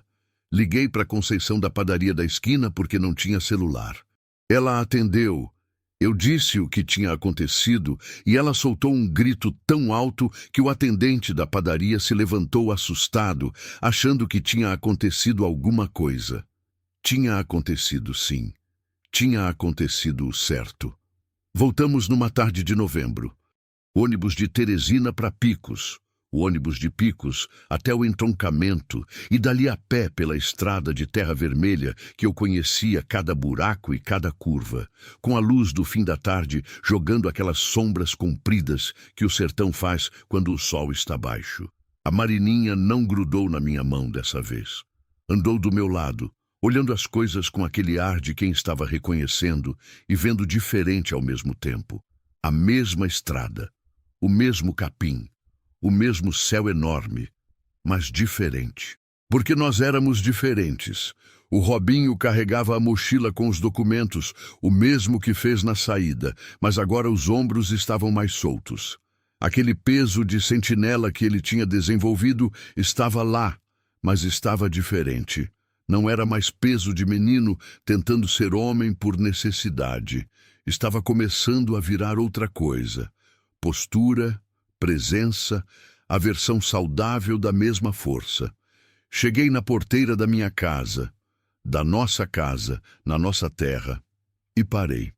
Olhei para o terreiro, para o pé de pinha no canto, para a parede de barro do quarto onde a chave tinha ficado escondida por meses, esperando eu encostar a cabeça no lugar certo. Você vai lá buscar. Não tem mais nada a perder. Abri a porteira. Entrei. Naquela primeira noite de volta, eu não consegui dormir de novo. Mas por razão diferente. Não era medo. Era aquela coisa que acontece quando a gente volta para um lugar depois de tempo e o lugar está igual, mas você percebe que estava esperando que estivesse diferente. A cama estava no mesmo lugar. A parede de barro estava com a mesma rachadura que eu tinha tampado antes de sair, com um pouco de barro fresco, mas que tinha voltado a abrir no seco de outubro. Fiquei olhando para o buraco na parede onde a chave tinha estado. Vazio agora, só barro e escuro. Pensei no Gilberto escolhendo esse esconderijo. Pensei nele empurrando a chave lá dentro com o dedo, sentindo o barro fechando em volta do ferro, sabendo que estava dependendo do hábito da mulher que amava para que aquela chave fosse encontrada. Fé, de certa forma. Não a fé de reza e promessa, mas essa outra. A fé de quem conhece alguém fundo o suficiente para apostar neles sem precisar de palavra. Levantei. Fui até a parede. Coloquei a mão espalmada no barro. Fresco e frio, como sempre. O barro guarda o fresco da noite mesmo quando o dia esquenta. Eu busquei... Falei em voz baixa, para ninguém. Tá feito. O silêncio não respondeu, mas era um silêncio diferente do de antes. Menos pesado. Mais vazio no sentido bom. O vazio de coisa resolvida, de gaveta arrumada, de dívida honrada. Voltei para a cama e dormi. 3 dias depois, fui à casa no mato. Não tinha como não ir. Tinha uma coisa inacabada lá que ficou me puxando desde que voltei. Aquela pergunta que eu tinha adormecido carregando na primeira noite. Quem acendeu a lamparina? O Dr. Humberto tinha me orientado a não ir sozinha a nenhum lugar isolado, enquanto o processo não estivesse consolidado. O Dirceu tinha sido notificado, estava respondendo ao inquérito, tinha advogado caro e conexão com gente do município. Homem assim não age de forma direta, mas podia agir de forma indireta. E indireta no campo podia significar muita coisa. Fui assim mesmo, mas levei o Robinho. Ele não argumentou quando eu disse que ia. Só pegou o facão do atrás da porta. O mesmo facão que eu tinha levado nas 2 vezes anteriores e disse: vou na frente. Deixei. A trilha estava diferente no fim de novembro. A chuva tinha chegado cedo naquele ano. Novembro chuvoso no Piauí é raro, mas acontece, e aquele novembro tinha vindo com aquelas pancadas rápidas e densas de início de inverno que fazem a caatinga mudar de cor quase da noite para o dia. O capim que estava seco e amarelo estava verde agora. As folhas que tinham caído durante o seco estavam sendo substituídas por brotações novas, aquele verde quase fluorescente das plantas que sabem que a chuva não vai durar e aproveitam com urgência. A trilha estava mais aberta, mais fácil de andar, com o cheiro de terra molhada e mato novo, que é um dos cheiros mais bonitos que conheço. Subimos o barranco de pedra vermelha. O riacho, que estava seco nas 2 outras vezes, agora tinha água de verdade. Não muito, um fio largo e raso, mas água correndo, fazendo aquele barulho de água em pedra que é o som mais antigo e mais calmo do mundo. Paramos um momento para ouvir. A Marininha tinha pedido para vir. Eu disse não. Ela foi dormir com cara fechada. Ia me perdoar. Tem água, disse o Robinho, olhando para o riacho com aquele olhar de filho de fazendeiro que aprende cedo que água no sertão não é paisagem, é recurso. Tem, concordei. É o Riacho do Bode. Fica na divisa da nossa terra, pelo sul. Ele me olhou. Da nossa terra. Da nossa terra. Ele olhou para o riacho de volta. Não disse mais nada, mas vi alguma coisa se instalar no rosto dele. Não orgulho exatamente, mas pertencimento. Aquela coisa que acontece quando um lugar deixa de ser cenário e vira identidade. Continuamos. A casa estava diferente também. O cadeado que o homem de chapéu tinha colocado na porta tinha sido removido. Pelo oficial de justiça, provavelmente, quando o processo foi notificado. A porta estava aberta, encostada no batente, com a dobradiça que havia silenciosa na primeira vez, rangendo agora, liberada do peso do segredo. Coisa boa esse rangido, coisa honesta. Entrei. A lamparina não estava mais. A mesa estava vazia. A foto do Gilberto tinha sumido também, levada por quem? Eu não sabia. O caixote estava tombado no canto onde o homem de chapéu tinha chutado naquela noite. A sala cheirava a madeira molhada e mato novo entrando pela janela quebrada. Fui até a porta dos fundos, aquela de madeira inchada que nunca fechava direito. Empurrei. Atrás da porta havia um corredor curto que dava em 2 espaços. Um quarto pequeno sem janela, com um catre de madeira sem colchão e uma abertura nos fundos que dava para o quintal. O quintal era tomado pela vegetação que a chuva tinha acelerado. Capim alto, macela silvestre, umas mudas de maracujá espontâneo enrolando nas madeiras podres da cerca. E no canto esquerdo do quintal, coberto até a borda por uma tábua de madeira velha e carunchada, havia um poço. Não era poço de alvenaria construído com cuidado. Era escavação antiga, manual, com as paredes de terra sustentadas por pedras sobrepostas sem argamassa, do tipo que homem do campo faz com o que tem quando precisa de água e não tem condição de fazer diferente. Fui até ele. Tirei a tábua, olhei para baixo. O poço tinha uns 4 metros de profundidade e no fundo havia água. Não muito. O lençol freático naquele ponto não era generoso, mas havia. A luz do meio-dia entrava direto pela abertura e iluminava o fundo com aquela claridade de quando o sol está exatamente acima. E no fundo, ao lado da água, havia alguma coisa. Uma lata. Diferente da lata de goiabada. Maior. Uma lata de óleo de soja daquelas de 5 litros fechada, com a tampa esmagada para vedar, amarrada com arame grosso que passava por baixo da lata e subia pela parede de pedra do poço, preso num gancho de ferro cravado entre as pedras a uns 2 metros de profundidade.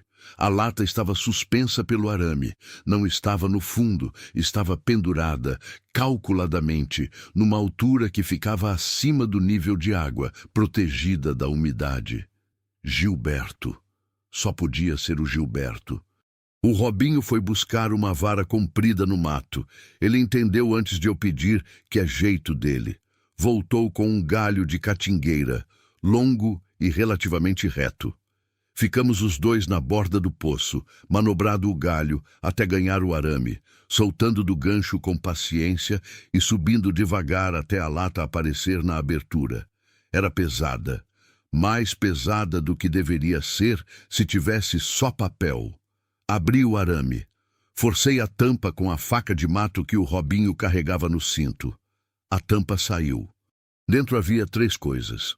A primeira era um pacote embrulhado em plástico de sacola de mercado, dobrado e dobrado de novo até ficar compacto, preso com fita adesiva marrom que o tempo tinha amarelado, mas não soltado. Quando abri, havia notas de dinheiro.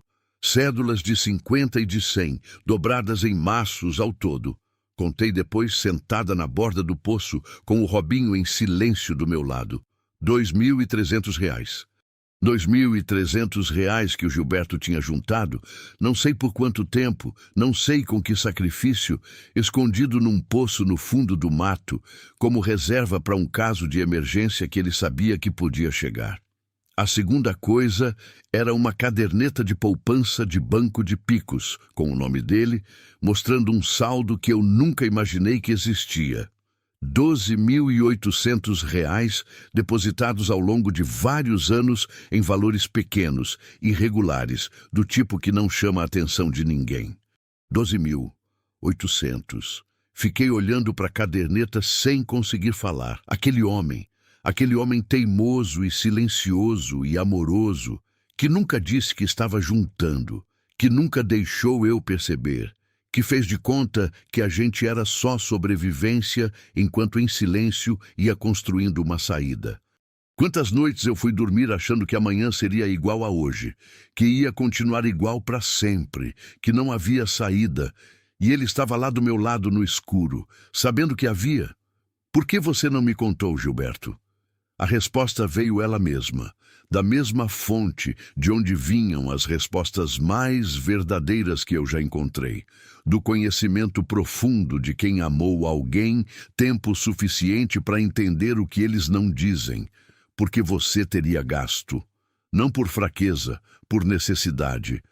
Se eu soubesse que havia dinheiro guardado, eu teria usado quando a crise chegasse. Quando o filho adoecesse, quando a conta acumulasse, quando a geada pegasse a roça, eu teria usado porque sou mulher prática de necessidade imediata. E ele queria guardar para uma necessidade que ele sentia que vinha por um caminho diferente. Ele estava guardando para exatamente isso. Para isso. A terceira coisa era um envelope. Pequeno, branco, com meu nome escrito na frente. Não em letra torta do Gilberto. Em letra diferente. Letra miúda, regular, feminina.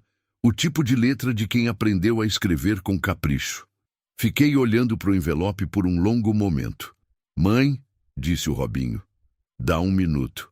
Abri, era uma folha de caderno, dobrada em 4, escrita com caneta azul. Dona Teresa, a senhora não me conhece, mas eu conheço o Gilberto faz anos. Ele era amigo do meu pai, que morreu em 2019. Meu nome é Sônia. Moro no sítio do quilômetro 7 da Estrada Velha de Olho d'Água. Eu sei da terra. Sei do Dirceu. Sei porque meu pai foi uma das pessoas que perdeu terra para ele. A família Bezerra, que está na lista que o Gilberto deve ter te deixado. Fui eu que acendi a lamparina naquela manhã. Vi a senhora sair de casa cedo com as crianças e segui um pouco. Sei da trilha porque o Gilberto me mostrou anos atrás, quando pediu que eu guardasse olho naquele lugar, caso ele não pudesse mais fazer isso. Quando o Gilberto morreu, continuei indo lá de vez em quando. Quando vi a senhora entrar pela primeira vez, saí pela porta dos fundos antes de ser vista. Não era hora de me apresentar. A senhora precisava encontrar as coisas por conta própria primeiro, senão não ia acreditar. A lata no poço, o Gilberto me pediu para descer lá antes de ir para o hospital, quando já estava com febre. Eu desci. Fiquei com a chave do poço até a hora certa. Agora é a hora certa. Se a senhora quiser conversar, sabe onde me achar. Sônia Bezerra. Fiquei tão quieta que o Robinho colocou a mão no meu ombro. Mãe, o que foi? Dobrei a carta. Olhei para a boca do poço. Para a água lá embaixo, refletindo o pedaço de céu que cabia na abertura. Azul claro, com uma nuvem branca passando devagar. Uma mulher que eu nunca tinha visto tinha estado do meu lado esse tempo todo. Uma mulher cujo pai tinha sido vítima do mesmo homem que talvez tivesse matado o meu marido, que tinha acendido a lamparina para me guiar para dentro daquela casa, que tinha saído pela porta dos fundos e feito o rangido que me assustou, que tinha ficado quieta e deixado eu encontrar o que precisava encontrar sozinha porque entendia, porque sabia por experiência própria que tem coisa que só faz sentido quando a gente descobre com as próprias mãos. A caminhonete parada na estrada naquela madrugada. Não era do Dirceu, era dela, esperando para ver se a gente precisava de ajuda sem precisar de ajuda. Tem coisa que não se encontra, encontra a gente. Aquela voz que eu tinha ouvido na minha própria cabeça na primeira manhã era mais verdade do que eu entendia então. Fui ao sítio da Sônia no dia seguinte. Era uma mulher de uns 45 anos, mais alta do que eu, com o rosto crestado do sol do campo e os olhos muito escuros e muito quietos. O tipo de olho que viu coisa demais e aprendeu a guardar em vez de mostrar. Ela abriu a porteira quando me viu chegando pela estrada. Não disse nada. Só abriu. Entrei. Sentamos na varanda dela debaixo de uma mangueira velha que jogava sombra farta sobre 2 bancos de madeira. Ela trouxe café de dentro. Café de verdade, coado na hora, com aquele cheiro que é talvez o cheiro mais acolhedor que existe no mundo. Ficamos um momento bebendo sem falar. Então ela disse: "Conseguiu os documentos?" "Consegui. O processo está andando." Ela assentiu. "O Dirceu vai brigar até o fim", disse ela. Não era pessimismo, era conhecimento. "Pode brigar", respondi. "A lei está do meu lado agora." Ela me olhou. "Seu marido era homem bom." "Era", confirmei. "Teimoso, mas bom." Uma pausa. "O meu também era", disse ela, com aquela voz de quem fala de coisa sepultada, mas não esquecida. "Diferente do seu, mas bom do mesmo jeito que importa." Ficamos em silêncio de novo. Mas não era silêncio de desconforto, era silêncio de reconhecimento. Dois tipos de viuvez sentados na mesma varanda, debaixo da mesma mangueira, bebendo o mesmo café amargo. "Por que você fez isso tudo?" perguntei. "Podia ter ficado fora." Ela segurou a caneca com as duas mãos. Olhou para o quintal. "Porque quando o Dirceu tomou a terra do meu pai, não tinha ninguém para acender a lamparina para gente." Uma pausa. "Jurei que se um dia eu pudesse acender para alguém, eu acendia." Não tinha mais o que dizer. Ou havia muito, mas nada que precisasse de palavra naquele momento. O processo foi julgado em março do ano seguinte. Ganhamos. Não vou descrever o dia, porque não tenho palavras adequadas para o que senti quando o Dr. Humberto me ligou no telefone da padaria da esquina em Aroeiras e disse que a sentença tinha saído. Posso dizer que chorei no meio da rua, sem me importar com quem estava passando. Posso dizer que liguei para os filhos e os dois vieram correndo e ficamos os três abraçados no meio da calçada de concreto esburacado, enquanto a dona da padaria nos olhava pela janela com a expressão de quem não entendia, mas que sorria igual. Posso dizer que naquela noite fiz uma oração que não era de igreja, era direta, falando com o Gilberto como se ele pudesse ouvir, o que eu não sei se pode, mas sinto que pode. Disse: "Tá feito.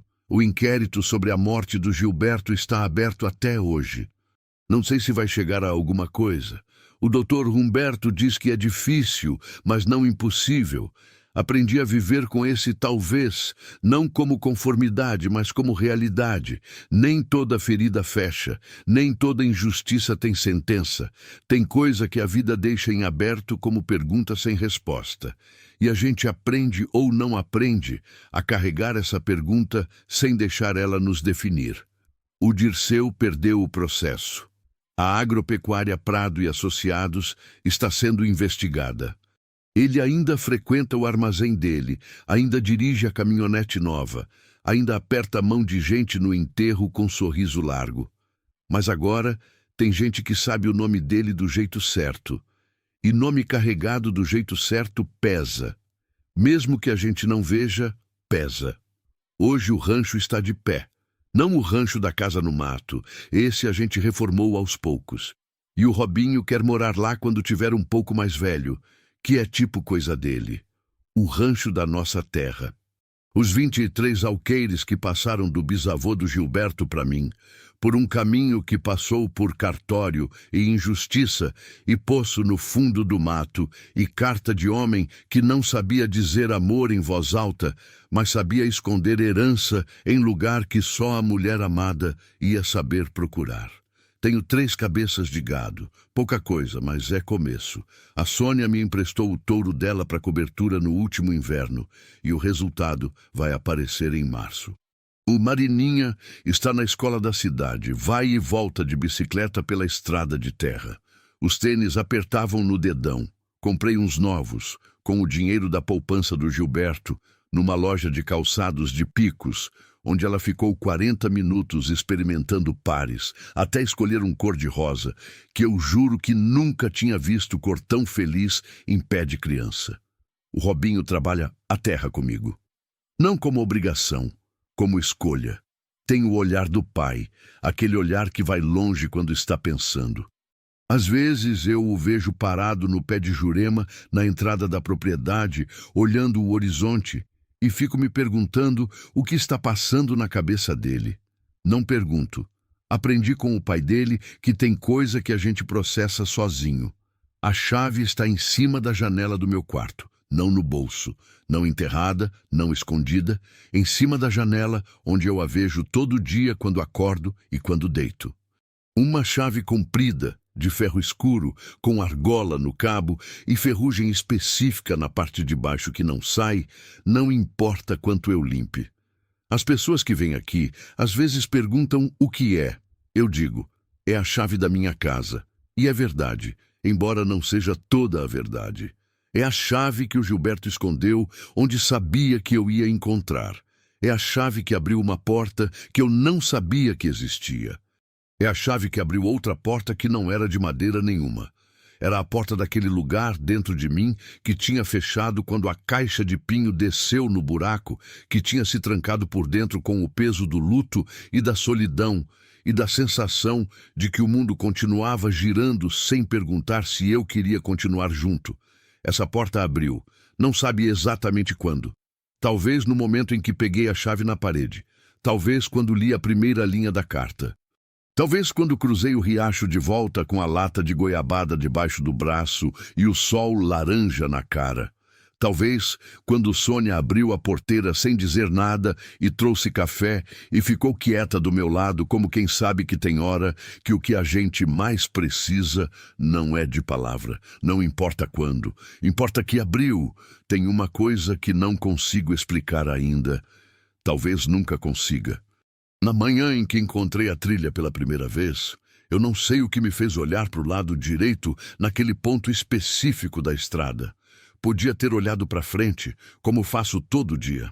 Podia ter passado sem ver. Na carta, o Gilberto disse que deixou a chave onde deixou porque sabia do meu hábito de encostar na parede. Sabia que eu ia encontrar. Mas como ele podia ter certeza de que eu ia encontrar antes que a parede caísse, antes que outra pessoa entrasse em casa, antes que o barro desmanchasse com a chuva e a chave se perdesse? Não podia ter certeza. Era fé. Só podia ser fé. Fé no conhecimento de quem me amou por 22 anos e apostou que eu ia fazer o que precisava ser feito. E eu, que sou mulher de pouca reza e muita lida, que nunca fui de ficar esperando milagre quando podia trabalhar, eu precisei aprender que às vezes a diferença entre o que parece acaso e o que parece milagre é só a atenção com que a gente olha para as coisas. A chave estava na parede, mas eu precisei encostar a cabeça no lugar certo para encontrar. O poço no quintal da casa no mato, a gente limpou e alargou. Agora tem água o ano todo. Não é muito, mas é constante. O Robinho quer construir uma caixa d'água em cima, daquelas de fibra, para guardar o excesso das chuvas. Tenho guardado dinheiro para isso. Vai demorar um pouco, mas vai. A Sônia veio me ajudar a limpar o quintal no mês passado. Trabalhamos o dia todo, as duas, de sol a sol, no silêncio de mulher que trabalha, que é diferente do silêncio de mulher que sofre. Um silêncio cheio, produtivo, que tem peso de conquista e não de derrota. No fim do dia, sentamos na borda do poço, que agora tem uma borda de pedra arrumada em vez da tábua podre. Olhamos para a água lá embaixo. O que você acha que ele queria dizer com esse nome? Ela perguntou. Benedito vive. Benedito era o bisavô, né? Era, confirmei. Mas por que vive? Fiquei um momento pensando. Acho que não era só senha. Disse devagar, descobrindo enquanto falava. Acho que era o que ele queria acreditar. Que o que o bisavô construiu não tinha morrido. Que a terra ainda era da família. Que as coisas podem ser esquecidas por um tempo, mas não morrem de verdade enquanto tiver alguém disposto a lembrar. A Sônia ficou olhando para a água. Benedito vive, ela repetiu, baixinho, como quem testa o peso de uma frase. Vive, confirmei. O sol estava descendo atrás da caatinga, aquela luz laranja e densa do fim da tarde do sertão que eu já descrevi antes e que não cansa de ser bonita, não importa quantas vezes a gente vê. Os grilos começaram. Lá longe, na direção do Riacho do Bode, uma garça branca voou baixo contra o céu que estava virando roxo, lenta e precisa como coisa que sabe exatamente onde está indo. Fiquei olhando até sumir. Eu não sei o que o Gilberto sabia sobre a própria morte. Não sei se o Dirceu fez algo ou se foi só pneumonia, destino, o corpo de um homem que trabalhou demais e descansou de menos, cedendo afinal a primeira oportunidade séria de adoecer. Não sei se algum dia vou saber. Aprendi a não deixar o não saber me paralisar. O que eu sei é isso: um homem que me amou de um jeito imperfeito e silencioso me deixou, escondido em parede e poço e carta, tudo o que eu precisava para continuar. Não me deixou dinheiro na conta, não me deixou nome limpo de dívida, não me deixou instrução clara e organizada. Me deixou uma chave, me deixou a confiança de que eu ia encontrá-la. Me deixou a terra. E talvez esse seja o maior ato de amor que alguém já fez por mim. Não me dar a solução pronta, mas me deixar capaz de encontrá-la. Tem coisa que eu ainda carrego. A pergunta sem resposta sobre como ele morreu. A raiva que às vezes acorda de madrugada sem avisar. A saudade do jeito que ele ficava quieto, olhando o pôr do sol, sem precisar comentar. Como se o silêncio entre a gente já tivesse tudo o que era necessário dizer. Mas carrego diferente agora. Não como peso que dobra os joelhos. Como peso que fortalece as costas. Outro dia a Marininha me perguntou por que eu ainda ficava olhando para a parede do quarto às vezes. Olhei para ela, aquela menina de tênis cor-de-rosa, com o cabelo arrumado para a escola, o lanchinho na mochila, o mundo inteiro na frente. É hábito, eu disse. Ela fez aquela cara de 11 anos que não acredita totalmente, mas decide não insistir. Foi para a escola. Eu fui para o terreiro. Olhei para o pé de pinha no canto. O buraco onde a lata esteve ainda está lá, eu não fechei. Deixei como lembrança. Olhei para o horizonte de caatinga verde do início do inverno. Olhei para o céu que estava azul e limpo e infinito, da forma que só o céu do Piauí sabe ser. Respirei. O vento passou baixo pelo capim. Cheirava a terra molhada e mato novo, e promessa de chuva ainda por vir. Eu dobrei os ombros para trás, endireitei a coluna e fui trabalhar.